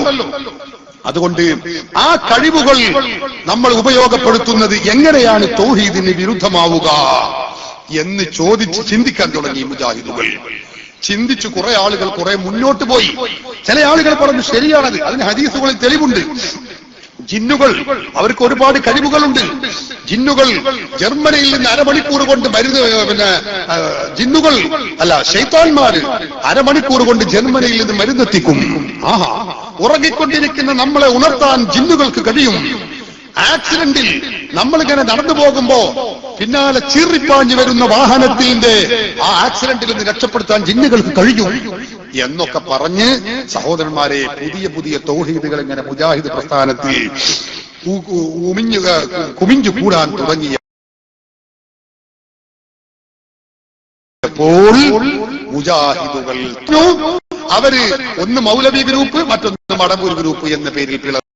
അവര് പറഞ്ഞു നിങ്ങൾ ഈ മുജാഹിദ് പ്രസ്ഥാനത്തെ അന്ധവിശ്വാസത്തിൽ കൊണ്ടുപോയി തിളക്കാൻ പോവുകയാണ്, അതുകൊണ്ട് ഞങ്ങളെ കിട്ടില്ല എന്ന് പറഞ്ഞ് 2002 മുജാഹിദ് മടവൂർ ഗ്രൂപ്പ് ഒന്ന് വേറെ മൗലവി ഗ്രൂപ്പ് ഒന്ന് വേറെ. എന്തിനാ പിളർന്നത്? തൗഹീദിന്റെ പേര് പറഞ്ഞു. നോക്കണം നിങ്ങൾ, മുസ്ലിമീകളായ പാരമ്പര്യ മുസ്ലിമീകളെ മുഴുവനും കാഫിറും മുശ്രിക്കുമാക്കാൻ അവർ ഉപയോഗിച്ച തൗഹീദ് ഏതോ ആ ദുർവ്യാഖ്യാനമാകുന്ന തൗഹീദിന്റെ പേര് പറഞ്ഞുകൊണ്ട് തന്നെ അവർ പരസ്പരം പിളരുകയാണ്. നോക്കണം നിങ്ങൾ. അങ്ങനെ പിളർന്നപ്പോഴും മടവൂർ ഗ്രൂപ്പ് എന്ന് പറയുന്ന വിഭാഗം ആദ്യകാലത്ത് പറഞ്ഞ തൗഹീദിൽ അവർ മൊത്തത്തിൽ ഉറച്ചു നിന്നു എന്ന് സാവകാശം വേണമെങ്കിൽ പറയാം. പക്ഷേ കുറച്ചുകൂടി കഴിഞ്ഞപ്പോ മടവൂർ ഗ്രൂപ്പ് തൗഹീദിന്റെ പേരിൽ ആകെ വീർപ്പുമുട്ടി. വ്യത്യസ്ത ഗ്രൂപ്പ് 3 ഗ്രൂപ്പ് 4 ഗ്രൂപ്പ് എന്ന രൂപത്തിൽ മടവൂർ ഗ്രൂപ്പിൽ രൂപപ്പെട്ടു. അത് ഇൻഷാ അല്ലാഹ് ഞാൻ പിന്നീട് പറയുന്നുണ്ട്. മൗലവി ഗ്രൂപ്പ് കുറെ കൂടി മുന്നോട്ട് പോയപ്പോ 2007 കൂടി മുജാഹിദുകൾ മടവൂർ മൗലവി ഗ്രൂപ്പിലെ മുജാഹിദുകൾ പുതിയ തൗഹീദ് ഉറക്കെ അങ്ങ് പ്രഖ്യാപിച്ചു. നോക്കണം നിങ്ങൾ, 70-75 കൊല്ലക്കാലം പഠിപ്പിച്ചിരുന്ന തൗഹീദ് അവർ മാറ്റി എഴുതി. തൗഹീദിന് അവർ ഇതുവരെ പഠിപ്പിച്ച മനുഷ്യ കഴിവിന് അതീതമായ രൂപത്തിൽ അള്ളാഹു അല്ലാത്തവരോട് സഹായം ചോദിച്ചാൽ ശിർക്കാണ്, മനുഷ്യ കഴിവിന് അതീതമായ സഹായങ്ങൾ അള്ളാഹു അല്ലാത്തവരിൽ നിന്ന് പ്രതീക്ഷിച്ചാൽ അത് തൗഹീദിന് വിരുദ്ധമാണ് എന്ന് പറഞ്ഞിരുന്ന കക്ഷികൾ ആ തൗഹീദ് ഒന്ന് മാറ്റി പുതുക്കി എഴുതി. എന്നിട്ട് പറഞ്ഞു പ്രാർത്ഥന എന്ന് പറയുന്നത് മനുഷ്യ കഴിവിന് അതീതമായ കാര്യങ്ങളിൽ ചോദിക്കലല്ല, പിന്നെയോ സൃഷ്ടി കഴിവിന് അതീതമായ കാര്യങ്ങളിൽ ചോദിക്കലാണ്. സൃഷ്ടികൾ എന്ന് പറയുമ്പോ കുറെ മാറ്റം വന്നു. എന്താണെന്നറിയോ? മനുഷ്യ കഴിവ് എന്ന് പറഞ്ഞാൽ മനുഷ്യന്മാരെ പെടുള്ളൂ. സൃഷ്ടി കഴിവ് എന്ന് പറഞ്ഞാൽ എന്തിനാണ്? ആന പെടും, നേരത്തെ നമ്മൾ പറഞ്ഞ JCB പെടും, അതുപോലെ തന്നെ ജിന്ന് പെടും, മലക്ക് പെടും, എല്ലാവരും പെടും. അവരുടെ കഴിവൊക്കെ ഉപയോഗപ്പെടുത്തുന്നത് തൗഹീദ് തന്നെയാകും. ഇതിനു വേണ്ടി 2007 മുജാഹിദുകൾ തൗഹീദിന്റെ പുതിയ നിർവചനവുമായി വന്നു. ഞാൻ വെറുതെ പറയല്ല, എല്ലാ കാര്യങ്ങളും വിശദീകരിക്കാൻ സമയമില്ല. സാമ്പിളിന് 1-2 ഞാൻ അങ്ങനെ കാണിച്ചു തരാം. ഞാനിത് പറയുന്നത് ആരെങ്കിലും കുറ്റപ്പെടുത്താനല്ല. ഇവിടെ മുജാഹിദുകൾ ഉണ്ടെന്ന് എനിക്കറിയാം. അത് ശരിയാണ് എന്ന് സാധുക്കൾ വിചാരിച്ചുകൊണ്ട് അതിൽ കയറി കൂടിയിട്ടുള്ളവരാണ്. അവരോടാണ് എനിക്ക് പറയാനുള്ളത്. നിങ്ങൾ ചിന്തിക്കണം, ഇത് ഇസ്ലാമാണോ തൗഹീദാണോ എന്ന് നിങ്ങൾ പഠിക്കണം. എവിടെ എത്തി ഇവിടത്തെ മുജാഹിദിന്റെ തൗഹീദ് എന്ന് നിങ്ങൾ മനസ്സിലാക്കണം. ഏതൊരു തൗഹീദ് പറഞ്ഞുകൊണ്ടാണോ മുസ്ലിമീങ്ങളെ കാഫിറാക്കാൻ തുടങ്ങിയതെങ്കിൽ അതേ തൗഹീദ് പറഞ്ഞുകൊണ്ടാണ് ഇപ്പൊ പരസ്പരം കാഫിറാക്കിക്കൊണ്ടിരിക്കുന്നത് എന്ന് നിങ്ങൾ ഓർക്കണം. എന്താ കാരണം? തൗഹീദ് ഇപ്പോഴും തീരുമാനമായിട്ടില്ല. അതന്നെ കാരണം. ഓരോ മൗലവിക്ക് തോന്നിയത് ഓരോ തൗഹീദായി രൂപാന്തരപ്പെടുകയാണ്. കേട്ടോളൂ നിങ്ങൾ, പഴയ തൗഹീദ് ഞാൻ കേൾപ്പിച്ചു തരാം. പഴയ തൗഹീദിൽ പ്രാർത്ഥന എന്ന് പറയുന്നത് എന്താണ്? മനുഷ്യ കഴിവിനപ്പുറത്തുള്ളത് ചോദിക്കുന്നതിനാണ് പ്രാർത്ഥന എന്ന് പറയുന്നത്. മുജാഹിദിന്റെ അന്നത്തെ മൗലവി ഗ്രൂപ്പിന്റെ വാക്താവിനെ പോലെ പ്രവർത്തിച്ചിരുന്ന നേതാവായ വലിയ പ്രസംഗകനായിരുന്ന സക്കരിയ സലാഹി ഇപ്പൊ അടുത്തായിട്ട് അയാൾ ആ മൗലവി ഗ്രൂപ്പിന്റെ ഔദ്യോഗിക സ്ഥാനങ്ങളിൽ നിന്ന് പുറത്താണ്. അയാൾ ഇപ്പോഴും പറഞ്ഞു ഞാൻ ഇപ്പോഴും മുജാഹിദ് തന്നെ എന്നാണ്. എന്തോ ആവട്ടെ, അയാൾ പറയുന്നത് കേട്ടോളൂ നിങ്ങൾ. പഴയ തൗഹീദ് അയാൾ പറയട്ടെ, മനുഷ്യ കഴിവിനപ്പുറത്തുള്ളത് ചോദിക്കൽ തൗഹീദിന് വിരുദ്ധമാണ്. വെച്ചുകൊടുക്കാൻ പറയട്ടെ. അതേസമയം മനുഷ്യ കഴിവിന് അപ്പുറത്തുള്ള കാര്യങ്ങൾ ആരോട് ചോദിച്ചാലും അത് പ്രാർത്ഥനയാണ്. അത് ജിന്നിനോട് ചോദിച്ചാലും മലക്കിനോട് ചോദിച്ചാലും മഹാത്മാക്കളോട് ചോദിച്ചാലും കണ്ടോ, ആരോട് ചോദിച്ചാലും മനുഷ്യ കഴിവിനപ്പുറത്തുള്ളത് ചോദിച്ചാൽ ജിന്നിനോട് ചോദിച്ചാലും പ്രാർത്ഥനയാണ്, മലക്കിനോട് ചോദിച്ചാലും പ്രാർത്ഥനയാണ് എന്ന് പറഞ്ഞാൽ അത് ശിർക്കാണ്. പ്രാർത്ഥന അള്ളാഹുവില്ലാതെ ചുരുക്കമാണ് മുജാഹിദിന്റെ, അങ്ങനെയാണല്ലോ അവർ പഠിപ്പിച്ചിട്ടുള്ളത്. എന്നാൽ ഇത് പഴയ തൗഹീദാണ്. തൗഹീദുകൾ ഇങ്ങനെ കുറെ പറയുമ്പോൾ ഏതാ പുതിയത് ഏതാ പഴയതെന്ന് കൺഫ്യൂഷൻ ആകരുത്, അത് ശരിക്കും മനസ്സിലാക്കണം. ഇത് പഴയ തൗഹീദാണ്. ഇത് പുതിയ തൗഹീദ്. 2007 പുതിയ തൗഹീദ് പിറക്കുന്നു. അതിൽ പറഞ്ഞതെന്താ? മനുഷ്യ കഴിവിനപ്പുറത്തുള്ളത് എന്ന് മാറ്റിയിട്ട് പറയുന്നു സൃഷ്ടി കഴിവിനപ്പുറത്തുള്ളത്. നോക്കണം നിങ്ങൾ. എന്താ മുജാഹിദ് പറഞ്ഞത്? സൃഷ്ടികളുടെ കഴിവിനപ്പുറത്തുള്ളത് തേടലാണ് പ്രാർത്ഥന. പക്ഷെ മൂപ്പർക്ക് അത് പറഞ്ഞിട്ട് വഴങ്ങുന്നില്ല. വായയിൽ തൊള്ളോണ്ട് ഒരുപാട് കാലം മനുഷ്യ കഴിവിന്റെ അപ്പുറത്ത് എന്നല്ലേ പറഞ്ഞത്. ഇത് മാറ്റാൻ വേണ്ടി ശ്രമിക്കുമ്പോഴും വരുന്നത് തന്നെ മനുഷ്യ കഴിവ്. പിന്നെ മൂപ്പര് തിരുത്തിയാണ് സൃഷ്ടി കഴിവ്. നമ്മളെ കൊഞ്ഞപ്പുറമുള്ള ആളുകൾ സംസാരിക്കുന്നത് പോലെ സൃഷ്ടി കഴിവ് കേട്ടോളൂ ആൾ പറയുന്നത്. കണ്ട പുതിയ തൗഹീദാണ് പറയുന്നത്. സൃഷ്ടികളുടെ കഴിവിന് അതീതമായ കാര്യങ്ങളിൽ സൃഷ്ടികളുടെ കഴിവിന് സൃഷ്ടികൾ കണ്ടോ? പഴയ തൗഹീദ് തൊള്ളയിൽ വായിൽ വരുന്നത് അതാണ്. തൗഹീദ് മാറ്റിയാണ്. അപ്പൊ ഇങ്ങോട്ട് മാറ്റിയിട്ട് ഇങ്ങോട്ട് വായക്ക് ഇങ്ങോട്ട് 10-25 കൊല്ലം അയാൾ തന്നെ പറഞ്ഞ തൗഹീദല്ലേ. ഇങ്ങോട്ട് വരണ്ടേ, വായക്ക് ഇങ്ങോട്ട് പാകപ്പെടണ്ടേ. കേട്ടോളൂ, തൗഹീദ് മാറ്റി പറയട്ടെ. സൃഷ്ടികളുടെ കഴിവിന് അതീതമായ കാര്യങ്ങളിൽ സഹായം ചോദിക്കുന്നതിനാണ് പ്രാർത്ഥന എന്ന് പറയാം. കണ്ടോ? സൃഷ്ടികളുടെ കഴിവിന്റെ അപ്പുറത്ത് ചോദിക്കുന്നതിനാണ് പ്രാർത്ഥന എന്ന് പറയുക. തൗഹീദ് മാറ്റി പ്രാർത്ഥനയുടെ നിർവചനം മാറി. അപ്പോ എന്തേ നേരത്തെ നിങ്ങൾ ഇങ്ങനെ പറഞ്ഞ നിങ്ങൾ ഇപ്പൊ ഇത് മാറ്റാനുള്ള കാരണം എന്തേ എന്നൊരു സ്വാഭാവിക സംശയം വരുമല്ലോ.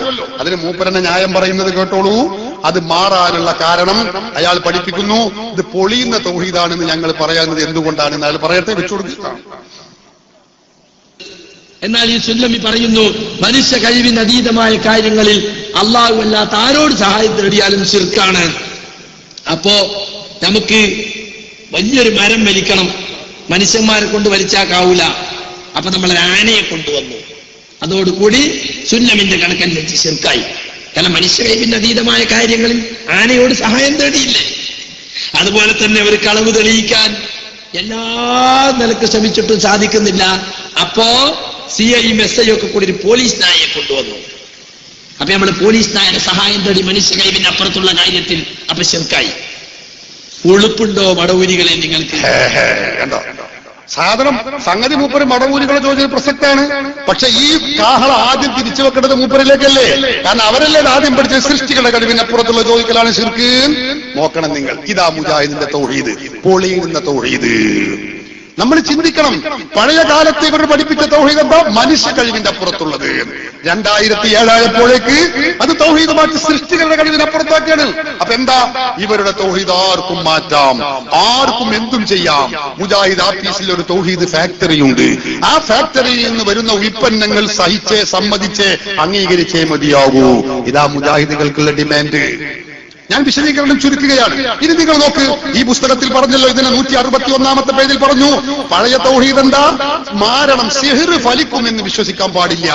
കാരണം സിഹിർ എന്ന് പറയുന്നത് മറഞ്ഞ വഴിയാണ്, തെളിഞ്ഞ വഴിയല്ല.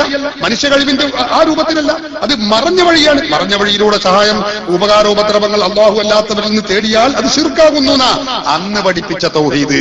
സംശയമുള്ള ആളുകൾ വരാം, നോക്കാം, ഉറപ്പുവരുത്താം. മലയാളാണ്, എല്ലാവർക്കും നോക്കാം. സഹോദരന്മാരെ, പഴയ തൗഹീദ് അതാണ്. പുതിയ തൗഹീദോ മനുഷ്യ കഴിവ്. 2007 ആയപ്പോ തൗഹീദ് മാറ്റി സിഹിർ മാരണം ഫലിക്കുമെന്ന് വിശ്വസിക്കുന്നത് ശിർക്കാണ് എന്നത് മാറ്റിയിട്ട് അത് സിഹിർ ഫലിക്കുമെന്ന് വിശ്വാസം തൗഹീദായി മാറ്റിമറിക്കുന്നു. ഞാൻ ആദ്യം പഴയ തൗഹീദ് കേൾപ്പിക്കാം. സിഹിർ വെച്ചുകൊടുക്ക്. പഴയ തൗഹീദിൽ സക്കരിയ സലാഹി തന്നെ പറയുന്നു, പഴയ ചെയ്തു പറയട്ടെ. വിശ്വാസം ഒരാളെ കുറിച്ച് നമുക്കുണ്ടായാൽ അത് നമ്മൾ തിരുത്തണം. അങ്ങനെ ഒരാളെ കുറിച്ച് നമ്മൾ വിശ്വസിക്കാൻ പാടില്ല. തൗഹീദ് അനുസരിച്ച് ഇപ്പൊ ചില ആളുകൾക്ക് സംശയം, അത് ഫലിക്കോ ഫലിക്കൂലേ, ഫലിക്കോ ഫലിക്കൂലെന്ന് ചർച്ച ചെയ്യണം. എന്തിനാ? നമ്മളെ സംബന്ധിച്ചിടത്തോളം ഫലിക്കൂലെന്നല്ല നമ്മളെ വിശ്വാസം. അതനുസരിച്ച് നമ്മൾ നിന്നാ മതി. എത്ര ചെഴുത്താന്മാർ ഒന്നിച്ച് സീർ ചെയ്താലും ഇപ്പൊ നമുക്ക് വെല്ലുവിളിക്കുന്നു. ഞങ്ങളൊക്കെ ഇപ്പൊ ഇതിന്റെ എതിരെ പ്രസംഗിച്ചടക്കുന്ന ആളുകളാ. എന്നാ ഈ സീറന്മാർക്ക് ഞങ്ങൾക്കൊക്കെ എതിരിലൊക്കെ ഉണ്ട് സീർ ചെയ്തൂടെ? അപ്പൊ ഞാൻ വീട്ടിൽ നിന്ന് പുറപ്പെട്ട് പാറാനിക്ക് എത്രയും പകരം വേറെ എവിടെയെങ്കിലും പോയി ഇറങ്ങൂലേ? ഞാനപ്പോ പറയണ അങ്ങനെയാണ്. അപ്പൊ കണ്ടോ നിങ്ങൾ, ഇങ്ങനെ സിഹിർ ഫലിക്കുമെങ്കിൽ എനിക്കെതിരിലൊക്കെ ഒന്ന് സിഹിർ ചെയ്യട്ടെ. സിഹിർ ചെയ്യാൻ കഴിയോ? ഇയാളെ വെല്ലുവിളിയാണ് അന്നത്തെ. സിഹിർ ഫലിക്കൂല. അതുകൊണ്ട് സിഹിർ ഫലിക്കുക അത് പഴയ തൗഹീദാണ്. അത് അവരയാളെ കുറ്റപ്പെടുത്തിയിട്ട് കാര്യമില്ല. ആ പീസിന്റെ മാസം തോറും കിട്ടുന്ന ഷീട്ടിൽ അന്ന് അങ്ങനെയുള്ളത്. 2007 വരെ ഇവരുടെ തൗഹീദ് അങ്ങനെയാണ്. എന്ത്? സിഹിർ ഫലിക്കൂല. ഇതാ ഈ പുസ്തകത്തിലുള്ളതാണിത്. KNM പ്രസിദ്ധീകരിച്ച പുസ്തകമാണ്. നിങ്ങൾ എന്ത് തൗഹീദാണ് മുജാഹിദുകളെ അംഗീകരിക്കുന്നത് എന്നത് മനസ്സിൽ നെഞ്ചത്ത് കൈവച്ച് നിങ്ങൾ ചിന്തിക്കണം. കഴിഞ്ഞില്ല. അപ്പോ സിഹിർ ഫലിക്കൂല എന്ന് പറഞ്ഞ വ്യക്തി 2007 ആയപ്പോ തൗഹീദ് മാറ്റിയിട്ട് പറഞ്ഞു സിഹിർ ഫലിക്കും എന്ന കാര്യത്തിൽ മുജാഹിദുകൾക്ക് തർക്കമേ ഇല്ല. ഇക്കാലം എത്രയും നമ്മൾ പറഞ്ഞത് അങ്ങനെയാണ്. ആ നാവിന്റെ ഒരു കട്ടി, തൊലിക്കട്ടി ഭയങ്കര. കേട്ടോളൂ ആളെന്ന് പറയുന്നത്. അപ്പൊ സിഹിർ ഫലിക്കുമെന്നാണ് ഇസ്ലാഹി പ്രസ്ഥാനം മുമ്പ് മുതൽക്കേ പറഞ്ഞു പോയിട്ടുള്ളത്. മുമ്പ് മുതൽക്കേ പറഞ്ഞു ഫലിക്കുമെന്നാണ്. ഇയാളെന്നെ മുമ്പ് പറഞ്ഞ എന്താ? ഫലിക്കൂല, ഉണ്ടെങ്കിൽ ഇന്നൊന്ന് സിഹിർ ചെയ്യട്ടെ. മുജാഹിദുകളെ തൗഹീദ് മാറ്റുന്നതിനനുസരിച്ച് കളവുകൾ എത്രയാണ് പറയുന്നത്. എന്നാ പഴയ കാലത്ത് മുജാഹിദിന്റെ തൗഹീദ് എന്താ? മുജാഹിദിന്റെ അൽമനാർ വായിച്ചുകൊണ്ട് അലിമദനി മൊറയൂർ പറയുന്നത് കേട്ടോളൂ. 1982, ഇത് 2007, 82 ഇറങ്ങിയ അൽമനാർ മുജാഹിദിന്റെ മുഖപത്രമാണ്. അതിൽ പറയുന്നത് എന്താണെന്ന് അറിയോ? സിഹിർ മിഥ്യയാണ്, ഫലിക്കൂല എന്നാണ്. അലിമദനിയെ ക്ഷണിക്കുന്നു. മുജാഹിദീൻ അതിൽ വെച്ചു പുലർത്തിപ്പോന്നിട്ടുള്ള വിശ്വാസം എന്തായിരുന്നു? 982 നവംബർ മാസത്തെ അൽമനാറാണിത്. ഇതിൽ സിഹിർ എന്ന് പറയുന്ന ഹെഡിങ്ങിൽ മൂസാ വാണിമേലിന്റെ ലേഖനമുണ്ട്. മൂസാ വാണിമേൽ അപ്പുറത്തുള്ള ഒരു മാന്യനായ പണ്ഡിതനാണ്. അദ്ദേഹം സിഹിറിനെ കുറിച്ച് അൽമനാറിൽ വിശദീകരിക്കുന്നു. തലമുറകളിലൂടെ കൈമാറ്റം നടത്തപ്പെടുകയും കെട്ടുകഥകളിലൂടെ ഭീകരത സ്ഥാപിക്കപ്പെടുകയും അതുകൊണ്ട് തന്നെ ആളുകൾ ഭയത്തോടെ നോക്കിക്കാണുകയും ചെയ്യുന്ന കേവല മിഥ്യയാണ് വാസ്തവത്തിൽ സിഹിർ. അതോ കേവലം മിഥ്യയാണ്. മിഥ്യ എന്ന് പറഞ്ഞാൽ സത്യമല്ലാതെ ഉള്ളതല്ല. അങ്ങനെ ഒരു ഫലിക്കൂല. അൽമനാർ പണ്ട് പഠിപ്പിച്ച തൗഹീദ് അങ്ങനെയാണ്. 2007 മുജാഹിദ് മാറ്റിമറിച്ച തൗഹീദോ അത് സിഹിർ ഫലിക്കും എന്നാകുന്നു. ചിന്തിക്കണം നിങ്ങൾ. കഴിഞ്ഞോ? അപ്പൊ പിന്നെ തൗഹീദ് മാറ്റിയപ്പോ പുതിയ തൗഹീദ് ഇയാൾ പഴയ തൗഹീദ് പറഞ്ഞത് എന്തുകൊണ്ടാ? സക്കരിയ സലാഹി എന്ന് പറയുന്നു, പഴയ തൗഹീദ് ഞങ്ങൾക്ക് പഠിപ്പിച്ചത് സലാം സുല്ലമിയാണ്, അള്ളാഹു എനിക്ക് പുറത്തു തരട്ടെ. അയാൾ തൗബ ചെയ്യുന്നത് കേട്ടോളൂ. പിന്നെ സുഹൃത്തുക്കളെ, നമ്മളും ഒക്കെ മുമ്പ് പറഞ്ഞു ഈ സലാം സുല്ലമി ഞങ്ങളെ പഠിപ്പിച്ചെന്താ അറിയോ? മറഞ്ഞ മാർഗത്തിലൂടെ സഹായിക്കാൻ അള്ളാഹു മാത്രമേ സഹായിക്കുള്ളൂ. അതുകൊണ്ട് സിഹിർ മുഖേന നമ്മൾ സഹായിക്കും വിചാരിച്ചാൽ തെറ്റാവുന്നു. ഞാനൊക്കെ കുറെ കാലം വിശ്വസിച്ച് പ്രസംഗിച്ചിറങ്ങിയിരുന്നു. അള്ളാഹു എനിക്ക് പുറത്തു തരട്ടെ, അള്ളാഹു എനിക്ക് പുറത്തു തരട്ടെ. ആ പഴയ തൗഹീദ് ശരിയല്ല. 2007 തൗഹീദ് മാറ്റുന്നു. അപ്പോഴും കഴിഞ്ഞ 75 വർഷക്കാലം പഴയ തൗഹീദ് എന്ന പേരിൽ മുജാഹിദുകൾ നൽകിയ ദുർവ്യാഖ്യാനം അനുസരിച്ച് ജീവിച്ചു മരിച്ചുപോയ മുജാഹിദുകളുടെ കാര്യം കഷ്ടമാണ്. അവർ ചെയ്തില്ല, അവർ ഏതോ ശിർക്കിലാണ്. ഖബറിൽ മരിച്ചുപോയി കിടക്കുന്ന അവർ തൗഹീദില്ലാതെ മരിച്ചുപോയി. അപ്പോഴും മൂപ്പര് പറയുന്നത് എന്താ? അള്ളാഹു എനിക്ക് പുറത്തു തരട്ടെ. ഖബറിൽ മരിച്ചു പോയ കാലം പോലെ അവിടെ ശിർക്കിൽ തന്നെ കിടക്കട്ടെ, അള്ളാഹു എനിക്ക് പുറത്തു തരട്ടെ. മുജാഹിദുകളുടെ തൗഹീദാണിത് എന്നല്ല, പഴയ തൗഹീദ് പൊട്ടത്തരാണ് എന്ന് ഇയാൾ പറയുന്നു. അപ്പൊ എന്താ കാരണം? അത് മനുഷ്യനിർമ്മിത തൗഹീദാ. കേട്ടോളൂ അയാളെന്ന് പറയുന്നത്. ഇപ്പൊ എന്റെ 2 ഓഡിയോ CD വെക്കുന്നുണ്ട്. ഓഡിയോ കാസറ്റുകൾ CD കിട്ടിയിട്ടില്ല. ഒന്ന് 98 ഞാൻ പ്രസംഗിച്ചതാണ്. ഈ സുല്ലമിയുടെ ശിഷ്യനായി വളർന്നു വന്ന ഞാൻ അദ്ദേഹത്തിന്റെ സ്വാധീനത്താലുണ്ടായ ചില ആശയങ്ങൾ. സിഹിർ ഫലിക്കൂല, സിഹിർ ഫലിക്കുന്നു വിചാരിച്ചാൽ കലാഖദറിനെതിരാണെന്നൊക്കെ പറഞ്ഞ് ഞാൻ പ്രസംഗിച്ചിട്ടുണ്ട്. പൊട്ടത്തരം എന്നൊക്കെ പറഞ്ഞ് ഞാൻ പ്രസംഗിച്ചിട്ടുണ്ട്. പൊട്ടത്തരം നമ്മൾ പണ്ട് പറഞ്ഞ തൗഹീദ് പൊട്ടത്തരം. തൗഹീദ് പൊട്ടത്തരാണ്. നിങ്ങൾ കേൾക്കുന്നില്ലേ? ഇതാ മുജാഹിദ് പ്രസ്ഥാനം. എന്താ കാരണം പൊട്ടത്തരമാവാൻ? അതാ തൗഹീദ്. ഇത് തൗഹീദല്ലല്ലോ, ഇത് മൗലവിമാരുടെ ദുർവ്യാഖ്യാനമാണ്. ക്ഷീണിച്ച മസ്തിഷ്കത്തിൽ നിന്ന് ഉത്ഭവിച്ച ദുഷിച്ച ദ്രവിച്ച ദുർവ്യാഖ്യാനമാണ്. മുജാഹിദ് മൗലവിമാർ കുറെ കാലം ഈ ദുർവ്യാഖ്യാനം നടത്തും, കുറച്ചു കഴിഞ്ഞിട്ട് വേറെ ദുർവ്യാഖ്യാനം നടത്തും. ഇത് പൂർവീകർ പഠിപ്പിച്ച തൗഹീദല്ല, ഇസ്ലാം പഠിപ്പിച്ച തൗഹീദല്ല, ഖുർആൻ പഠിപ്പിച്ച തൗഹീദല്ല, പ്രവാചകരോ 14 നൂറ്റാണ്ടിന്റെ പാരമ്പര്യമോ ഉള്ള തൗഹീദല്ല. ഇടക്കൊന്ന് പറയട്ടെ, നമ്മളെ ബക്കറ്റും ഇരുവുമായി പ്രവർത്തകർ വരുന്നുണ്ട്. വലിയ സംഖ്യ ഇതിനൊക്കെ ചെലവ് വരുന്ന എല്ലാവർക്കും അറിയാം. നിങ്ങൾ എല്ലാവരും കാര്യമായി സഹായിക്കണം. അള്ളാഹു ബറക്കത്ത് ചൊരിയട്ടെ. സഹോദരങ്ങളെ, ഞാൻ പറയുന്നത് എന്താ? അപ്പോ മുമ്പ് സിഹിറാണ്, അല്ല സിഹിർ ഫലിക്കുമെന്നത് മുമ്പ് ശിർക്കാണ് എന്ന് പറഞ്ഞിരുന്ന മുജാഹിദുകൾ തൗഹീദ് മാറ്റി എഴുതി. വിശദീകരിക്കുന്നില്ല. ഇനി ഞാൻ മറ്റൊന്ന് പറയാം. തൗഹീദിന് ശിർക്കാണ് എന്ന് പറഞ്ഞ കാര്യമായിരുന്നു കണ്ണേറ്. പഴയ തൗഹീദ് അനുസരിച്ച്, മുജാഹിദിന്റെ പഴയ ഉത്ഭവകാല തൗഹീദ് അനുസരിച്ച്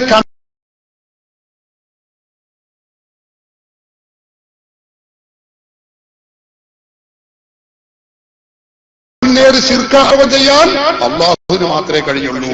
അപ്പൊ ഇയാളുടെ കണ്ണിന് കഴിയുന്നു വിശ്വസിച്ചാൽ അത് തൗഹീദിന് വിരുദ്ധാണ്. അന്ന് മുജാഹിദ് പഠിപ്പിച്ചു. ഇപ്പോഴോ ഇപ്പത് ആ ശിർക്ക് പോയി തൗഹീദായി.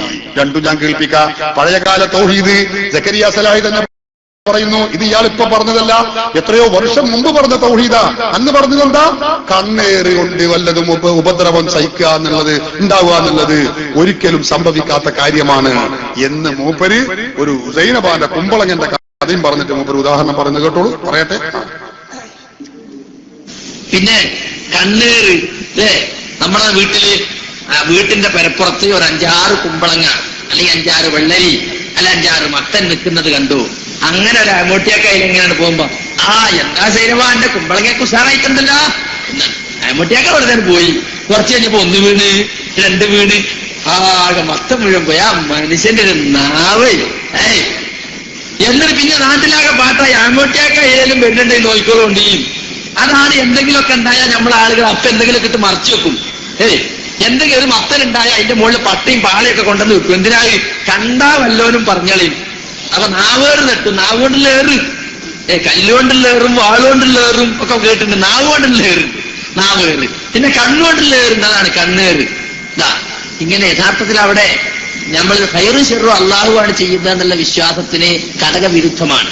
കാര്യകാരണ ബന്ധങ്ങൾക്ക് അതീതമായിട്ട് നന്മയും തിന്മയും വരുത്താൻ പടച്ചവനെ കൊണ്ട് മാത്രമേ സാധിക്കുകയുള്ളൂ. ഒരാളൊന്ന് നോക്കിയത് കൊണ്ടോ ഒരാളൊന്ന് എന്തെങ്കിലും പറഞ്ഞത് കൊണ്ടോ നമ്മുടെ സാധനത്തിന് ഒരു ദോഷം വരില്ല, ഒന്നും പറ്റൂല. ഒരാളൊന്ന് നോക്കിയത് കൊണ്ടോ പറഞ്ഞത് കൊണ്ടോ ഒന്നും പറ്റൂല. കണ്ണേറ് ഫലിക്കൂല. നോക്ക് നിങ്ങൾ, അത് പഴയ തൗഹീദാണ്. പക്ഷേ 2007 തൗഹീദ് മാറ്റി പരിഷ്കരിപ്പിച്ചു. ആ പരിഷ്കരിപ്പിച്ചുകൊണ്ട് തൗഹീദ് മാറ്റി പറയുന്നത് കേട്ടോളൂ. അതിനു മുമ്പ് ചില പ്രഭാഷണ സീഡികൾ, ആദർശ വിഷയങ്ങളുമായി ബന്ധപ്പെട്ട ചില പ്രഭാഷണങ്ങൾ, ചില മുഖാമുഖങ്ങൾ നിങ്ങൾക്ക് പരിചയപ്പെടുത്തുകയാണ്.